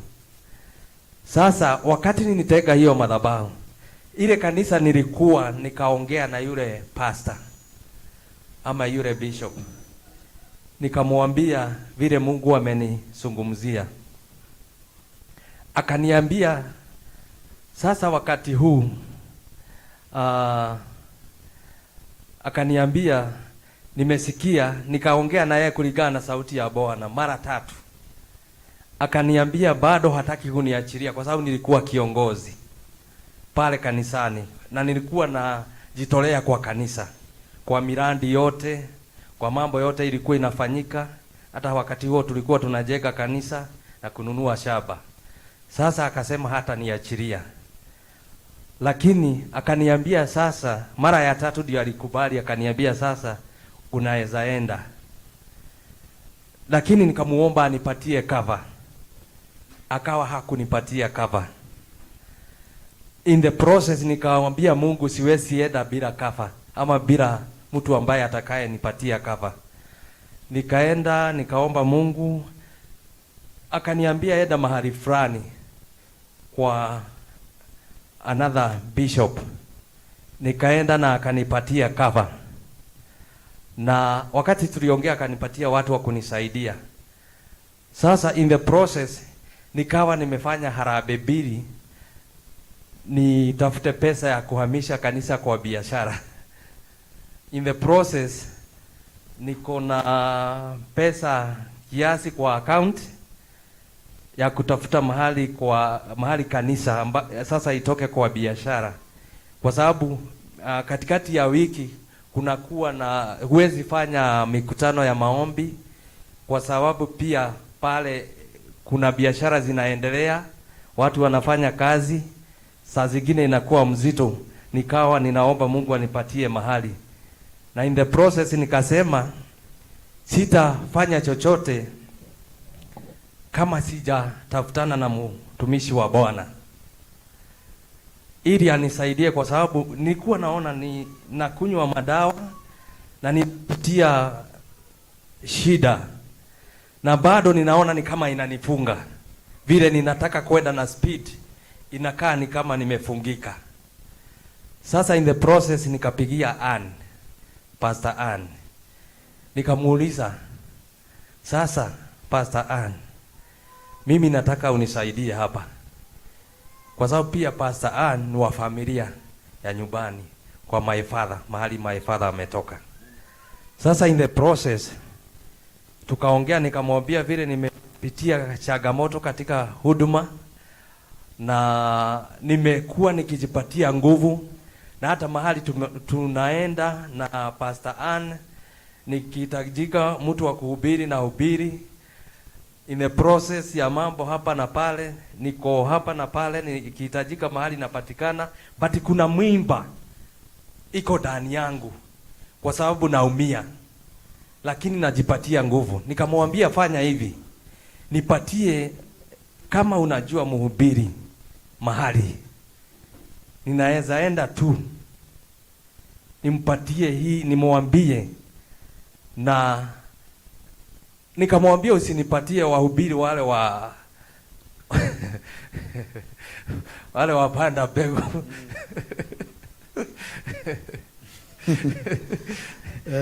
Nikamwambia yule mhubiri nataka unajua, uniunganishe na mhubiri ambao unajua kabisa ni mtumishi wa Mungu, kwa sababu ninajua wengi wengi si watumishi wa Mungu, wengi wamejificha na wanakula kodoo za Mungu.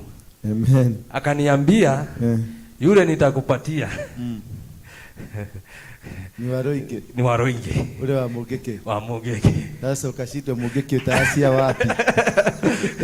Sasa wakati aliniambia, ukamuuliza umenipeleka wapi? Afadhali wale wanakula makondo kuliko sasa kule wamepelekwa. Sasa nikaambia Mungu. Sasa kwa sababu umenipatia, ukaenda mlima siku 3. Nikaomba sasa. Ndio uombe. Nikaambia Mungu sasa. Kwa sababu nilikuwa nimeomba nikiongelesha Pastor Anne. Na amenipatia mhubiri na apostle. Lakini ni Mugeke. Lakini mimi nikasema kwa sababu hiyo ndio nimepewa na ni mtumishi wa Mungu. Kwa roho yangu nikasikia niko sawa. Lakini nikasema sitaambia my wife. Hata sasa hajui. Hata hajui. Niko hapa. Enda uanzie hapo umwambie. Unaenda kwa mtu wa Mugeke. Nikasema my wife alikuwa anaenda safari ya asubuhi. Lakini alikuwa anajua naenda kanisani. Nikasema sitaenda kanisani. Nikapangana na yule, nilipanga kanisa jana jioni, nikaomba na tukaomba na wale ambao walikuwa wasimamie leo, na nikawaambia asubuhi muendelee msimamie ibada na muendelee vizuri, na nikawaachilia kwa baraka. Lakini hata wao sikuwaambia naenda wapi. Lakini nikawaambia kwa mtumishi. Sikuwaambia ni mtumishi. Sasa wacha nikwambie kitu kimoja. Yes. Kuna makosa kubwa umefanya kuliko ile makosa ya mbele. Yes. Foundation yako umeianza na ukora. Yes. Umeanza na uongo. Umedanganya bibi yako, umedanganya watu wako wa kanisa, na uko hapa na hutaki ujulikane uko hapa. That is a cause for you to go and repent. Yes. Ndio upate baraka ya hapa. Amen. Hata nitarepent sahi. Fanya hivyo. Piga magoti yako hapa chini. Nitapiga magoti hapa. Na urudi upigie mke wako simu, umwambie kule huko, wale wengine uambie, ndio upokee baraka ya hapa. Amen. Hiyo ndio siri tu. Vitu vidogo vidogo ambavyo tunasema vinatufunga kwenye maisha yetu. Kwa sababu yuko hapa kutafuta Mungu, lakini amedanganya yule ambaye ni msaidizi wake. Yule ambaye Mungu alimpatia. Huyu is the person to be carrying your secret. Ama mke wako ni nani? Umeona? So any decision you make itakuwa against, because your partner umutrust. Umeenda mlimani kuombea Waruinge, kujua kama Waruinge ni wa Mungu, na hujapia mke wako. Ile kitu kilifanya, hujapia wazee wa kanisa. ile kitu kilifanya nifanye hivyo. Ilikuwa ni ombi yangu na Mungu. Ninajua ile hali nimepitia. Sasa nikaambia Mungu, sasa hii ninataka unisaidie Mungu. Kwa kila kitu utakuwa ukifanya, involve your wife. Yes. Let your wife know, because she is your intercessor. Yes. Huyo ndiye anafaa kukuombea. Mshikane mkono, muombe pamoja. Baba, katika jina la Yesu Kristo, huyu ni mtumishi wako, unamjua. Umeona kile kimekuwa kimemsumbua huduma yake na mitego, maana ametegwa na akategeka. Alitegwa na spirit ya uongo na ikafaulu kutoka kwenye huduma zake zote ambazo amezifanya. Msingi wa kwanza aliyoutengeneza ni wa uongo. Ninatubu dhambi zake kwa niaba yake. Maana amepiga magoti kwenye madhabahu haya mbele yako akiomba msamaha. Kama vile yule mwana mpotevu aliporudi kwako, Baba, mpokee mtumishi wako na umfungue, na huduma yako Mungu na kaifungue. Mahali popote utaenda, upate kibali cha Mungu na upate kibali cha binadamu. In Jesus name we pray. Amen. So weka dhabihu yako pale, ukuje, utafute siku kuja wewe na mke wako. Amen. Na wazee wawili wa kanisa. Amen. Asante. Asante. Pigeni makofi. Tutakuja. Mpatie microphone huyo.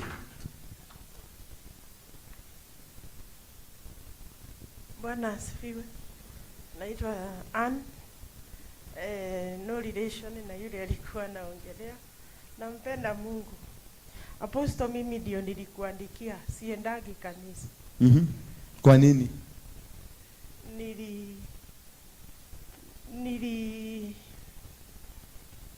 Nilisikia sitaki.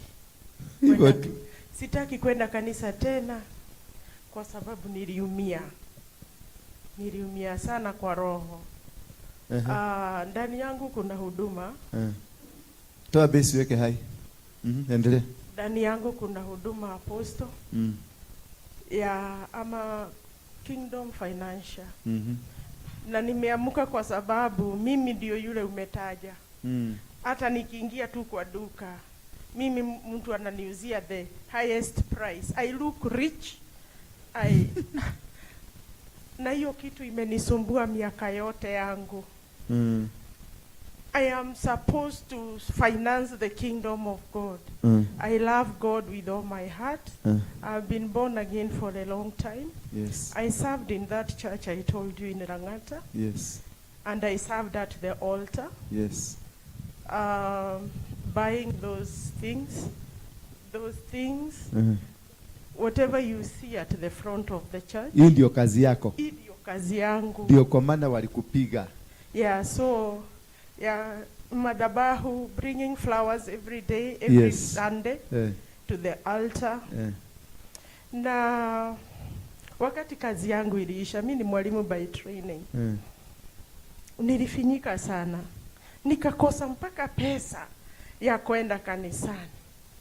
500 shillings because I live in Gashie. To go to Rangata I needed 500. Yes. And my father, that pastor and the assistant pastor did not come to my rescue. Ilinikwaza siendagi kanisani mimi. Yaani ukakataa kabisa ukasema sitaenda kanisani tena. Siendi. But when you told me to come, nikasema nitakuja kwa sababu I've been watching you on YouTube. Channel ya Simon K. Na my spirit witnessed that you are a man of God. Yes. That in you there is no hypocrisy. Yes. That you really have been transformed. Wewe ni yule soul alitransformiwa akawa Paul. So nikasema huyo ndio anaweza understand my problem. For my problem. From then on, I had lost my job. I still don't have a job, but there is a place I go part-time.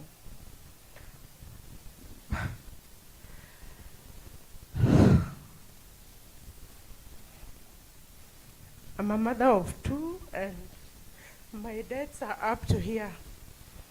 But God has been faithful. My landlord has not kicked me out. But it has been mpaka ikafanya niwe mgonjwa.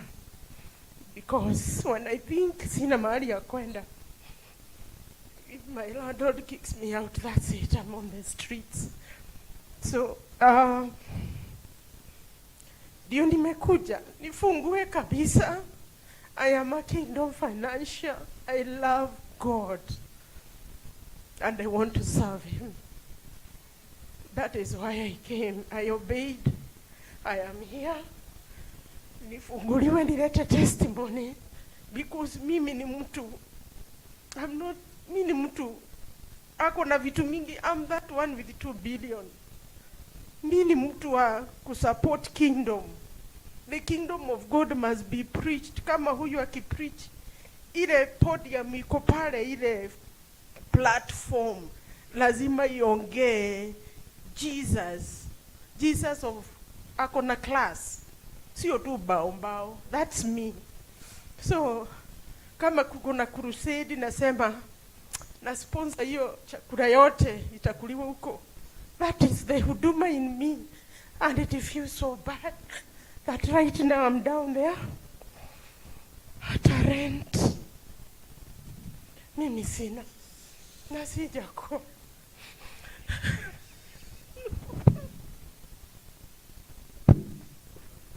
May God hear your prayer. Yes. Another person with a testimony come. Just a minute, let her come.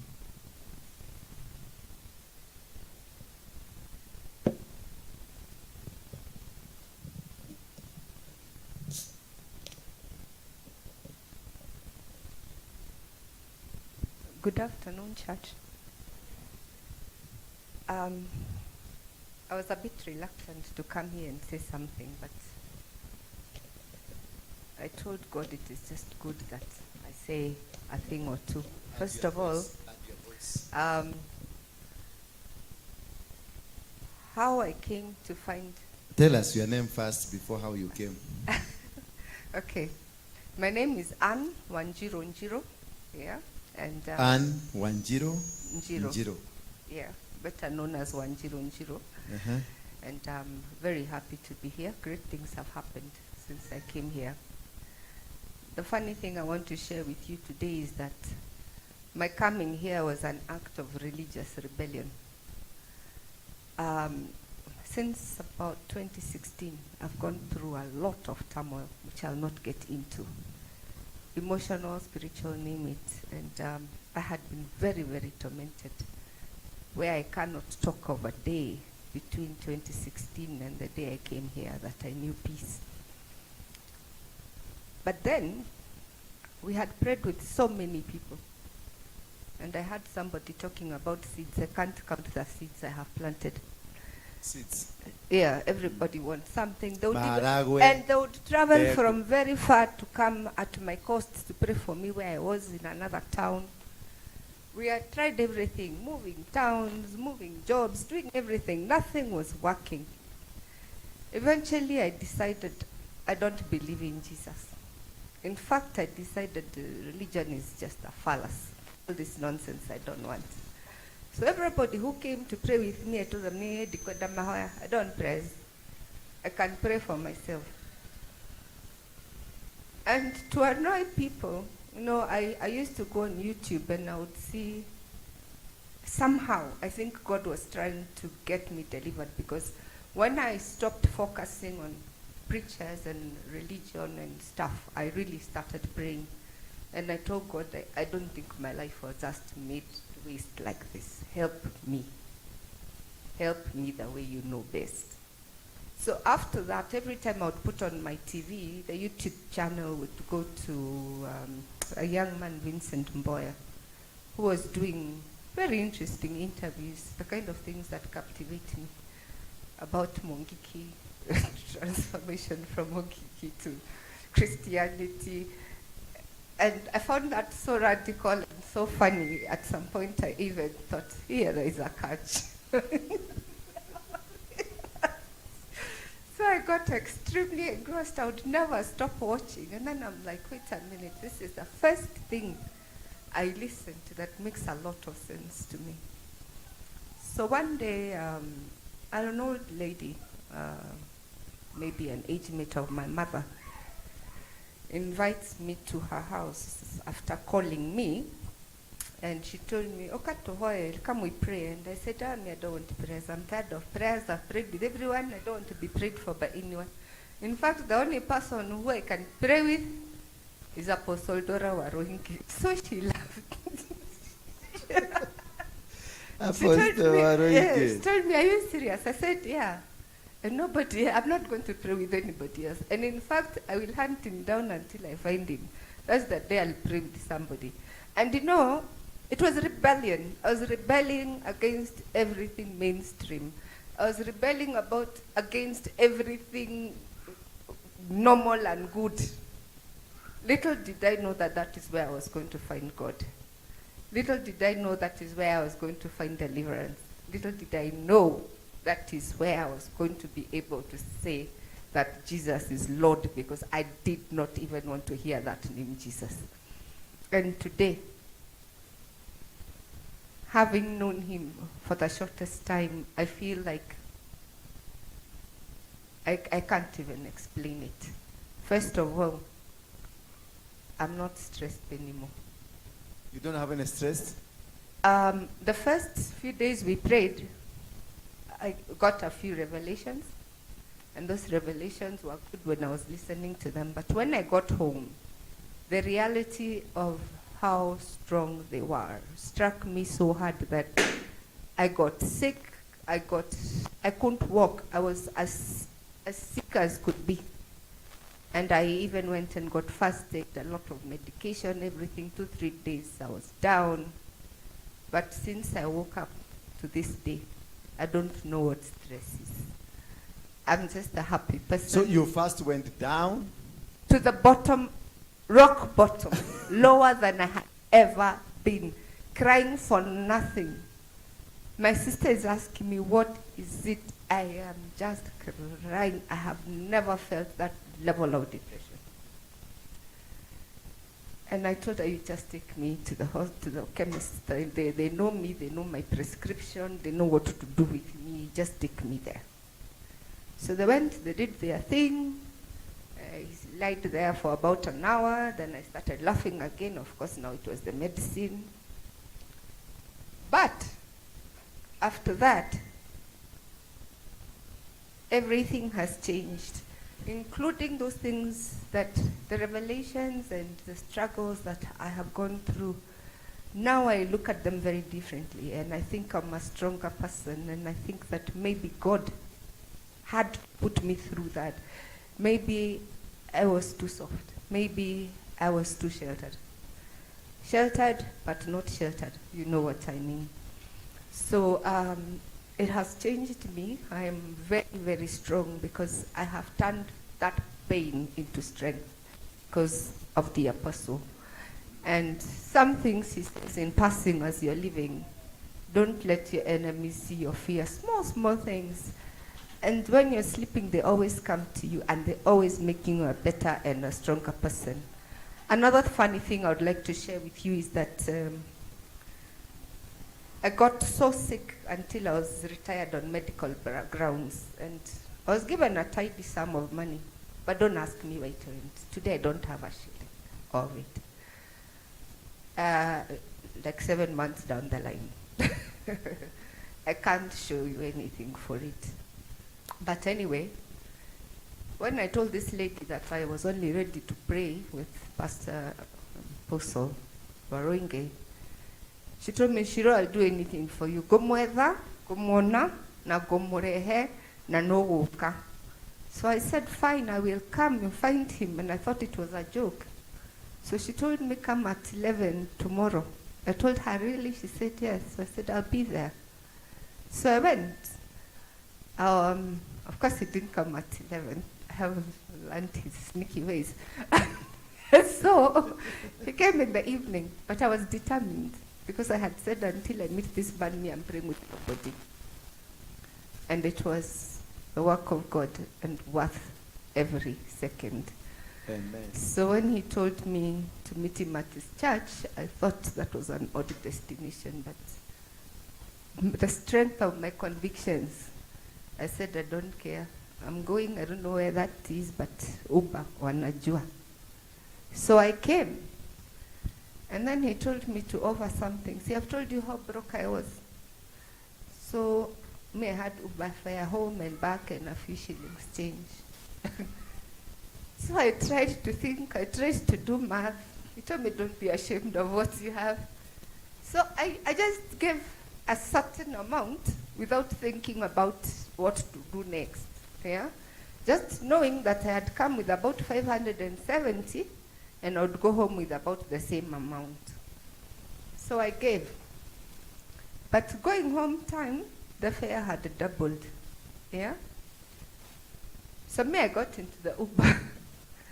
When I got home, between the money that was in my M-Pesa left, the few 200, 100 that were in my wallet, and the coins came to exactly what the Uber guy needed. Not a shilling more, not a shilling left. And I said, that is no coincidence. And I know I'm delivered. I now am a believer, complete believer. I have no more fears.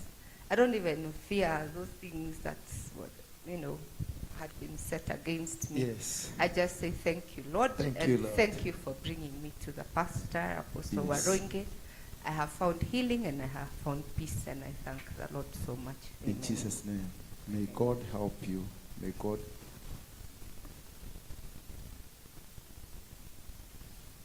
be done unto you.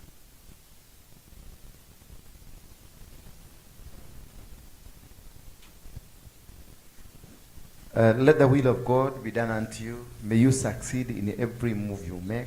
May you conquer the mountains. Like your father conquered, you will conquer.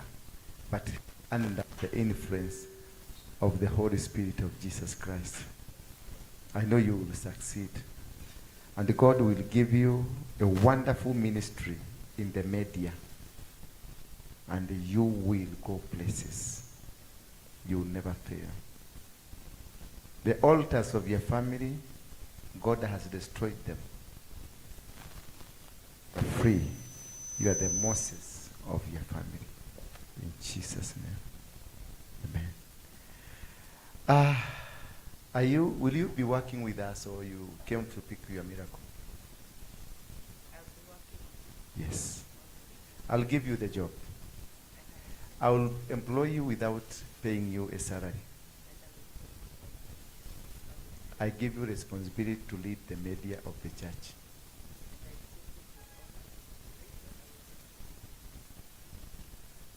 I thank the Lord. That is an honor to serve God through you. Through you I am healed. And I will continue to serve God through your ministry. I will do it with diligence, with honor, and with the gratitude to trust me to serve God in your ministry. And we say, Amen. Thank you. Umefunguliwa. Nisaidie. Tahegirimu.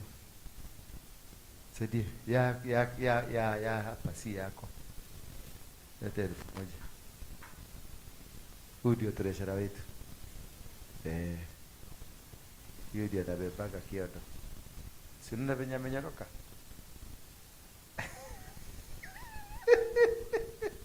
Unaona nyorokete? Huku wa sadaka. Tajita beseno ena maguta. Eno ne shiringi yaka. Ere ciaraga. Tajita huku na moko meri. Amukira. Amukira. Thank you. Thank you. Any other? Yes, man. But try to be short a bit, eh? But you're making in. I think hizo microphones zinataka battery very strong. Enda mami, wewe utafute battery strong za ile microphone. Bili tu.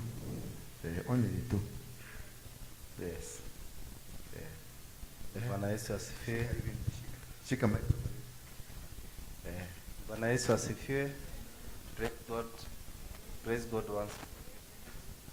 Kwa majina yangu naitwa Zakaria Githai Disanjo. Nimeokoka na Zakaria Githai Disanjo. Yeah, kutoka Kitengera. Nimekuwa watch YouTube ya Samikei, especially your preaching. Nimekuwa nikizifuata sana. Na mimi kuna kitu moja inakuanga ikinisubua. Venye huyu mama amesimama akasema, mimi najua kazi yangu yenye nakuanga nimeitwa kwa Mungu ni kusupport ministry with finances and everything I have. Hiyo ndio kazi yenye Mungu anakuanga ameniitia. Na wacha nirudi nyuma kidogo. Kuzaliwa kwangu mimi ni wa 6, ukianza na juu na ukianza na chini. Lakini ukienda kwa familia yetu, nimekuwa nikipitia through rejection.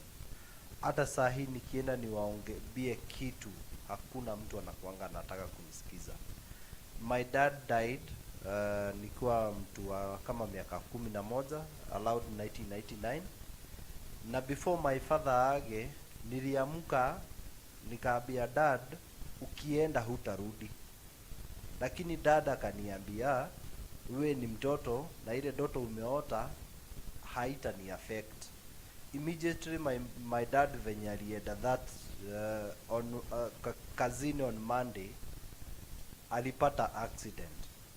Lakini ile accident alikuwa amepata kwa ndoto niliona si accident. Wakati nilienda kumwambia akaniambia hakuna kitu kama hiyo inaweza happen.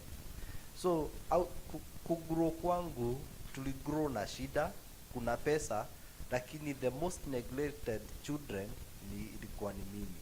So out of neglection, kwa sababu wakati naitisha madhe kitu na kwa siwezi pewa, I started finding my own way of making money. Chochote ningeguza tu hivi ingeniletea pesa. So sikuwa na marafiki wengi wao walikuwa wananiabandon. Wakati nilimaliza shule, kwa shule nilikuwa mtu mbaya sana, auge nikaribia ama mtu akuje tu anianze kunihubiria, nilikuwa namtadika, sikuwa nataka kusikia. So wakati nilikuja nikaokoka nikiwa form 2, ikakuwa ni turn around ya maisha yangu, kwa sababu watu walikuwa wanajua mimi mtu mbaya zaidi kwa shule. Mimi nilikuwa najulikana. Hata ile time nilikuwa nimeokoka, nilikuwa nimewaambia leo this weekend tutaenda, wakati wao wanafanya weekend challenge yao, mkiona nimesimama mjue tunaenda kusikiza reggae.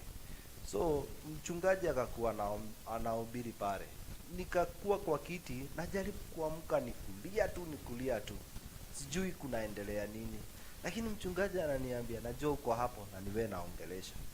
Sasa najaribu kuinama, nasikia hapana, niende pale niache ile nafanya, nasikia hapana. Lakini nikasema ndiwe liwalo, kama ni wewe Mungu niambie tu nikuje. Nikaenda nikaamka. Venye tu niliamka, ile kikosi nilikuwa nayo shuleni ikajua saa hii time ya reggae imefika. Lakini wakati nilifika pale kwa madhabahu, nikapiga magoti, nikaambia mchungaji mimi napea maisha yangu Yesu. Nikaombewa na kutoka hiyo time things turn around. Wakati nilikuja nikatoka, sitaongea mengi kwa sababu hii ni kitu nimekuwa nikikaa nayo nikiwa nimeficha, na si kwa sababu nyingine, kwa sababu pia inaweza niletea threat kwa maisha yangu. Apostle, wakati mlikuwa time ya Kibaki, wakati ulikuwa ile side nyingine, nilitumika sana, lakini nilitumika nikiwa hii side nyingine. Sitaki niongee sana kwa sababu kwa ile kikosi nilikuwa na sana. But nikakuja 2013 mwezi wa 6, niliona maajabu. Wenye nilikuwa na serve wakinigeuka, na nikakuwa hata ukienda pahali popote, hata niseme nilikuwa nani, huwezi nipata nilikuwa huko, lakini mimi mwenyewe najijua nilikuwa huko. So life yangu imekuwa life ya struggle. Naweza enda ku make pesa mingi sana, hata nikitembea mtu, hata nikiingia kwa duka, kama kitu ilikuwa inatoka 100 nitauzwa na 500, lakini ndani yangu sina pesa. My mom ya 2017 nilikuwa na my sister, tulikuwa tunakaa na yeye Kitengera. Nilikuwa nampenda sana, alikuwa anaitwa Jerry. Nyumbani kwetu kuna mambo inakuanga ikiendelea, na mimi wakati nilianza kuijua, nilianza kuambia watu, lakini family members lakini hawakuwa wanataka kunisikiza. So my sister nikamwambia, since bwanako waliaga, mi kuna pesa niko nazo. Hiyo time nimetoka huko, nimeanza kufanya kazi yangu. Nikamwambia my sister, since bwanako ameaga, kuna nyumba na kuna uwaja nataka tununue ndio nione hausafi. Lakini kamwambia usiende nyumbani mpaka u make sure tumekamilisha hii kitu.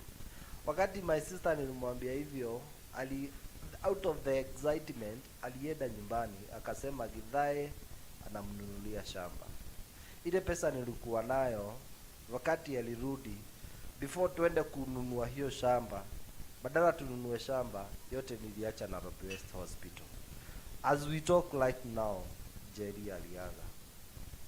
Na Jerry aliaga through road accident, akatolewa kwa dilisha.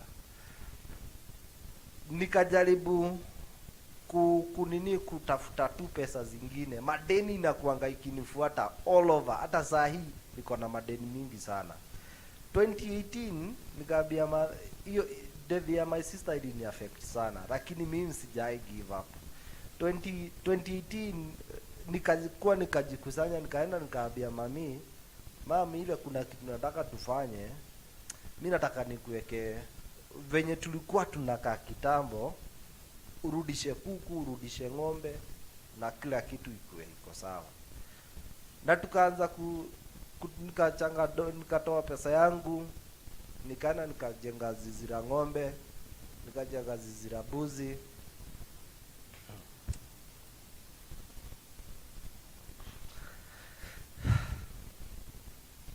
But one family member, mtu nafaa niite my mom, hata akienda watch hii content, hata akiwatch anajua. Aliambia mami, jenga lakini hutaiona, jengeni tu lakini hutaiona. Immediately iliisha. My mom aligojeka 3 days na akaaga. Acha nimwambie, wakati mwingine tunakuanga tuna underestimate shetani. Mimi nilitoka nyumbani nikaambia mami, kwa nini ukuwa nyumbani ndio unagojeka, lakini ukikuja kwa hosi ujeki? Nitakuja kufind out na hata sitakupeleka Thika. Nikamchukua nyumbani, katoka Kitengera, nikarara na yeye, tulikuwa tunaongea. Little did I know hiyo ilikuwa siku ya mwisho. The following day my mama akaniambia, dad, wewe fanya hivi kwa sababu najua wewe ndio najua ile nyama napendanga, nataka tu uniselectie nyama yenye tutakula pamoja. Tulikula Thika. Hiyo time nikaambia my mom, sikupeleke Thika, nataka tuende Aga Khan. Kufika Aga Khan, shetani mbaya mwenye alienda kunipokea alikuwa my cousin. Little did I know na siku connect, kumbe mambo ya nyumbani inanifuata huku. Siku anataka kuwagi sana na my mom. My cousin akanijifanya venye anatuonyesha, anajijua, hata akiwatch ataelewa. Akaenda, tukua na my brothers na my sister. My mom, daktari akaniita kando, akaniuliza, in your family does it kuna kuanga na history ya mambo ya uchawi? Kaambia daktari, iko. Family members, they don't believe it. Na isa hata inawakura, hata wakienda wa watch inawakura because there is. Akaniambia, what your mom is suffering, it's not normal. Because my mom was 55 years old, lakini rank zake zilikuwa the air concentration ilikuwa kama ya mtoto wa miezi 6. I knew there was a problem. My mama kaniambia, chukua giri hizi biri, ende weke gari mafuta. Kati nilirudi, nilipata kila kitu imechejiwa na amechukuliwa transfer, na ikaabua hata kaa huku apeleke ushago akakufia huko. Sasa mimi nikaabua ni mimi tu nitambeba, nikatafuta ambulance, nikajaribu kutafuta all the means, ikakozekana. Nikamchukua tu kwa ile gari nilikuwa nime rent. Tukaenda, nilikuwa tunazozana na my brother. Nikafika pahali nikamwambia my brother, najua hujai nijua na kuna secret nitakwambia mpaka leo. Unajiulizanga kwa nini tukienda kila pahali napigwa saruti na askari, lakini leo nitakuambia nilikuwa mkubwa wao, but they unseen. Mimi my mom nikampeleka Githumu. Tulimpeleka Thursday, Friday akaaga. Nishikwa na machungu mingi sana mpaka wa leo. Nasemanga nilihili, but when I go through a lot of challenges, nakumbuka sijahili. My mama aliaga na nikaenda nikaface wenye walifanya hivyo. Nikawaambia mnajifanyanga naabudu shetani, na mnaabudu shetani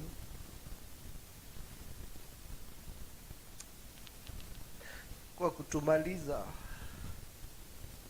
Mnajijua vizuri,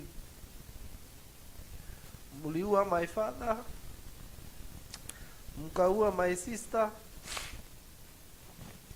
mkaua my mother, mkamaliza brother ya dad, na mambo mingi sana mmefanya. Lakini badala muendelee, maisha yenu tu inaenda tu kuyoyoma. Si mngekuwa tu mnafanya hivi, mnajenga tu nyumba za ghorofa, tunaona at least mnaendelea. But hiyo yote haikuisha. Mimi Apostle nilikuwa na pesa, na nilikuwa na gari, lakini gari yangu moja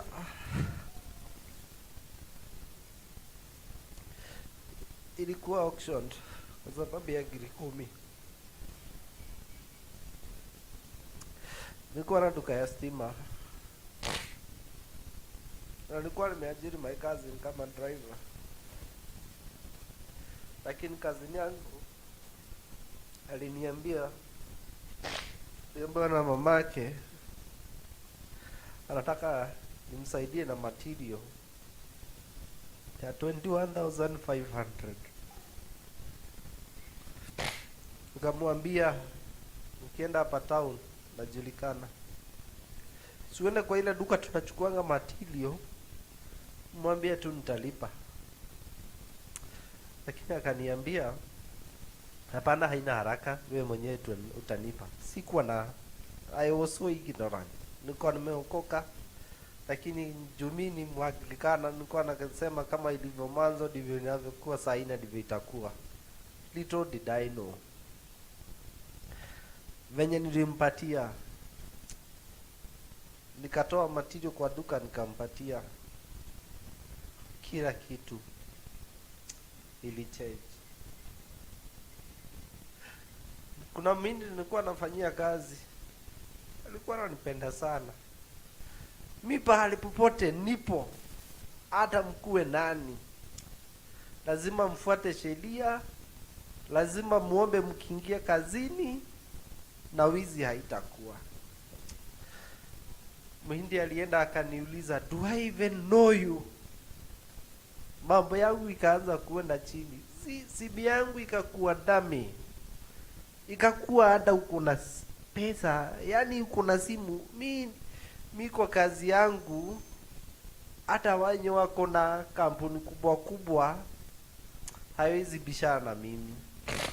Kazi yangu najijua, hata kwa nyumba kama hii kusimamisha kutoka chini kujenga mpaka ifike juu na kuweka wayari na kila kitu, ukinipatia drawing niko capable ya kukuambia hiyo nyumba ita cost pesa ngapi na itakuwa iko aje na kila kitu. Nitaiona in 3D. Lakini si kitu nimesomea. 2018 venye tulienda kufanya introduction ya my wife ushago, tukua kwa get together, nilikutana na brother ya dad, my first born wa 2008, lakini hakuna mtu alikuwa anajua nimeoa ama niko na kijana. Ni every time naenda kuambia my mom acha ni muintroduce, alikuwa ananiambia wewe subiri at the right time. Wakati tulienda huko, one of my dad's brother akaniuliza, kuja utuambie huyu mtoto amefika hapa tukua wapi. Nilisikia uchungu mwingi sana na nilimjibu vibaya. Nikamwambia unajijua na umejua chenye tumekuwa tukipigana na wewe nayo. That jioni akaniambia tutaangaliana, na ni mmoja wa wale nilienda nikakuta wakiwa na mwenzake, nikawaambia badala mtuangushe na mkae maisha the same, simngetuangusha na mjenge nyumba za mawe. Jioni kutoka ushago kwetu Murang'a hapa Kadara, nilikuwa na NZD na kwa mfuko yangu kulikuwa na 30,000 na nilikuwa nimeiservice na nikaiweka full tank. Lakini kutoka Murang'a hapo Kadara mpaka Kitengera tulitoka usiku saa 2, tulimiss kifo 9 times mpaka the last time gari ilianza kukura mguu na nilikuwa naweka full tank inaisha, sijui inaenda wapi. Ilikuja ikazimia hapa wakati ukimaliza pale Pangani, ukiweka hapo, ukiingia hapo, nikaacha hapo gari hapo, nikaambia my wife, ukiona mtu just make a hoot, usaidizi tu ukuje. Mimi ni mtu trained na kwa training niko sawa, so nikaacha gari without minding what will happen, na nikakuja kutafuta mafuta na nikapata. From 2018 December mimi nimejaribu kukua auctioned. Si ati ni kazi sina, si ati ni ujuzi sina, ujuzi niko nayo, lakini maisha yenye nakaa ni maisha ya kustruggle. Nikaenda nikaambia my wife, juu alikuwa expectant. 2019 venye iliingia, tuliingia na shida. Tarehe wakati mwezi wa 3 ilifika, my wife akienda kuzaa, my wife alikuwa age pamoja na mtoto. Lakini tulishukuru Mungu na tukaomba, nikaamsha watu waombe wa kanisa na mambo ikakuwa sawa. Asante brother. Acha kidogo tu. Immediately venye my wife alisucceed, akaanza kunyongwa usiku, lakini hakuna kitu ningefanya. Saa hii tunaongea na wewe na nyinyi hapa, mwezi wa 10 kuna biashara nilienda nikafanya, nilikuwa nimepata pesa. Hiyo pesa nikaenda nikatumia yote, nikasupplyia huyo mwindi material za milioni 16. Nikafanya calculation, nikasema kwa ile pesa napata, nilikuwa nimesimama kwa altar, nikasema Mungu, tulikuwa tunajenga kanisani ya St. Nicholas Kitengera. Nikaambia Mungu, kwa hii portion yangu nitatoa pesa yangu niende nijenge altar ya church. Nataka kujenga altar na ni make sure church imeisha mpaka equipment. Lakini venye nilienda nikajenga altar ikaanza upingamizi. Muhindi ashachukua pesa, kataa kunilipa na altar imeisha, haijaisha. Akanipeleka kotini. Hata kukuja hapa nimekuja tu by miracle. Niko na gari pale. Sipo, nikaambia my wife, mimi sina pesa, niko kwa madeni, altar haijaisha. Watu wananiangalia wananiambia nikukataa, unapigiwa na watu.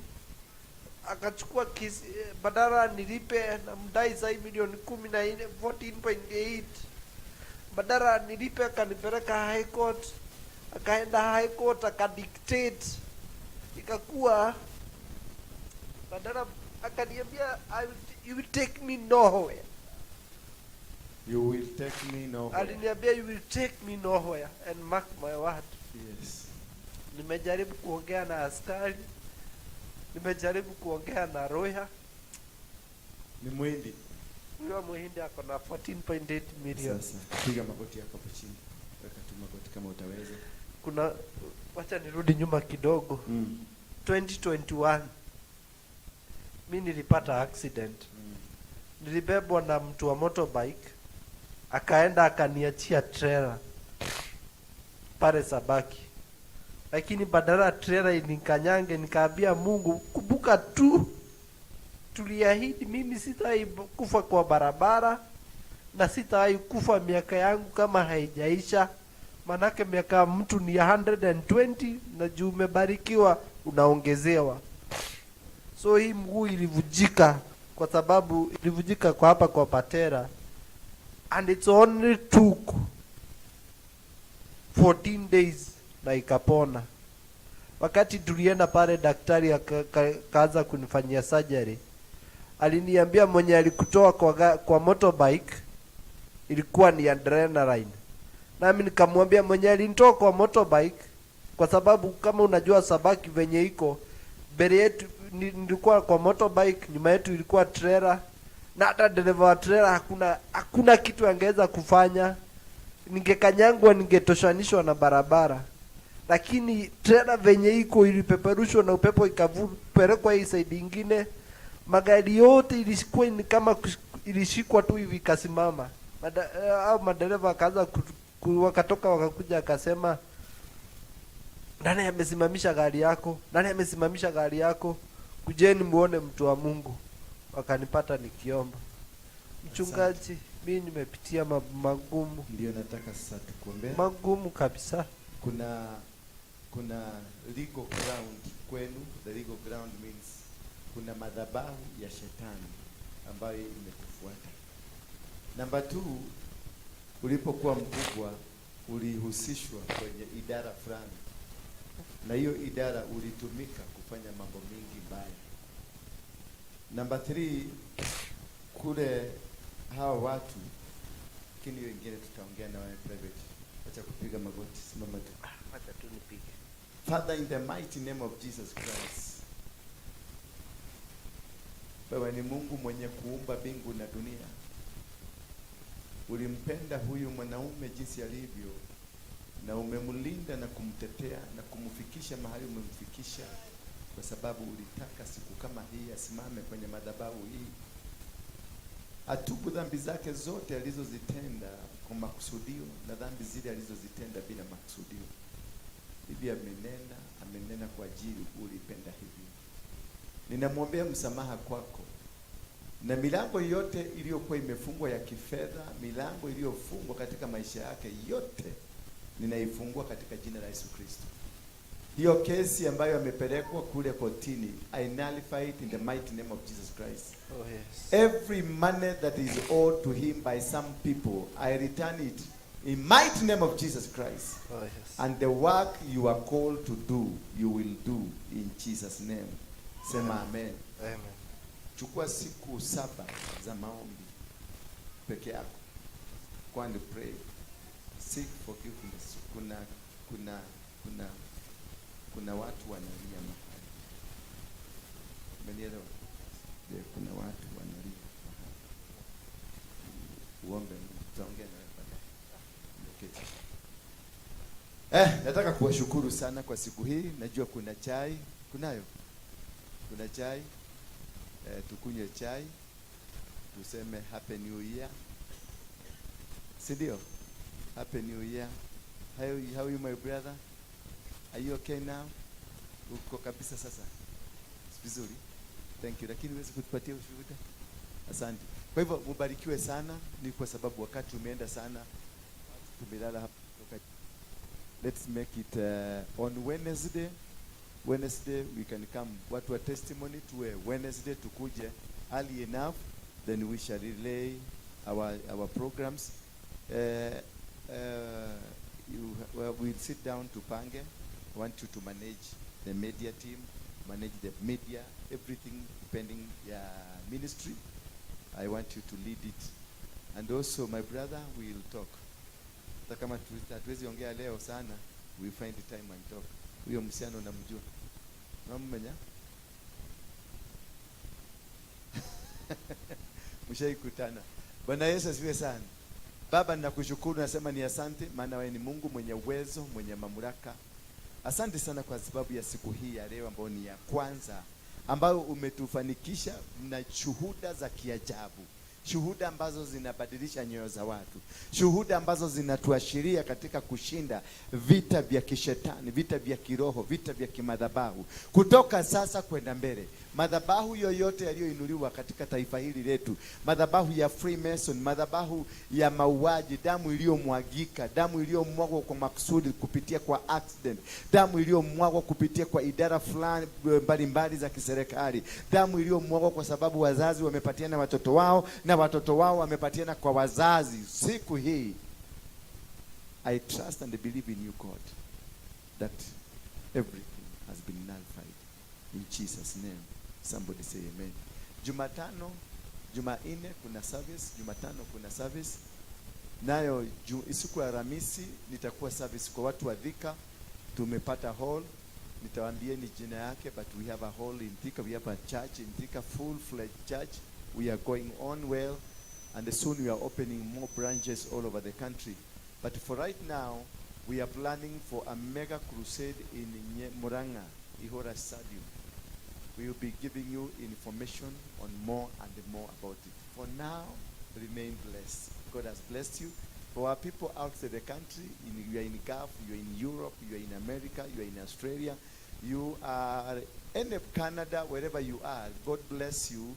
Na ninakuombea ya kwamba any slaveryness in your life imeondolewa. Madhabahu ya kishetani katika maisha yako imeondolewa. Madhabahu ya dhambi zako we mwenyewe imeondolewa. In Jesus' name we pray. And now may the grace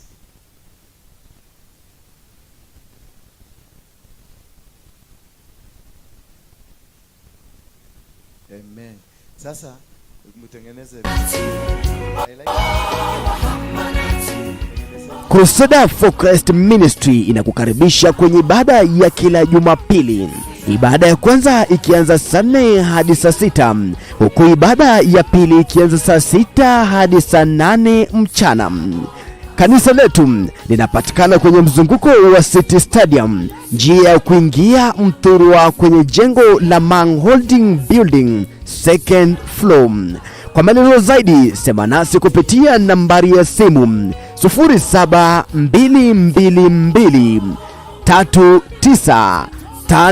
0722239555. Njooni tumtukuze Mungu, tumsifu Mungu kwa pamoja.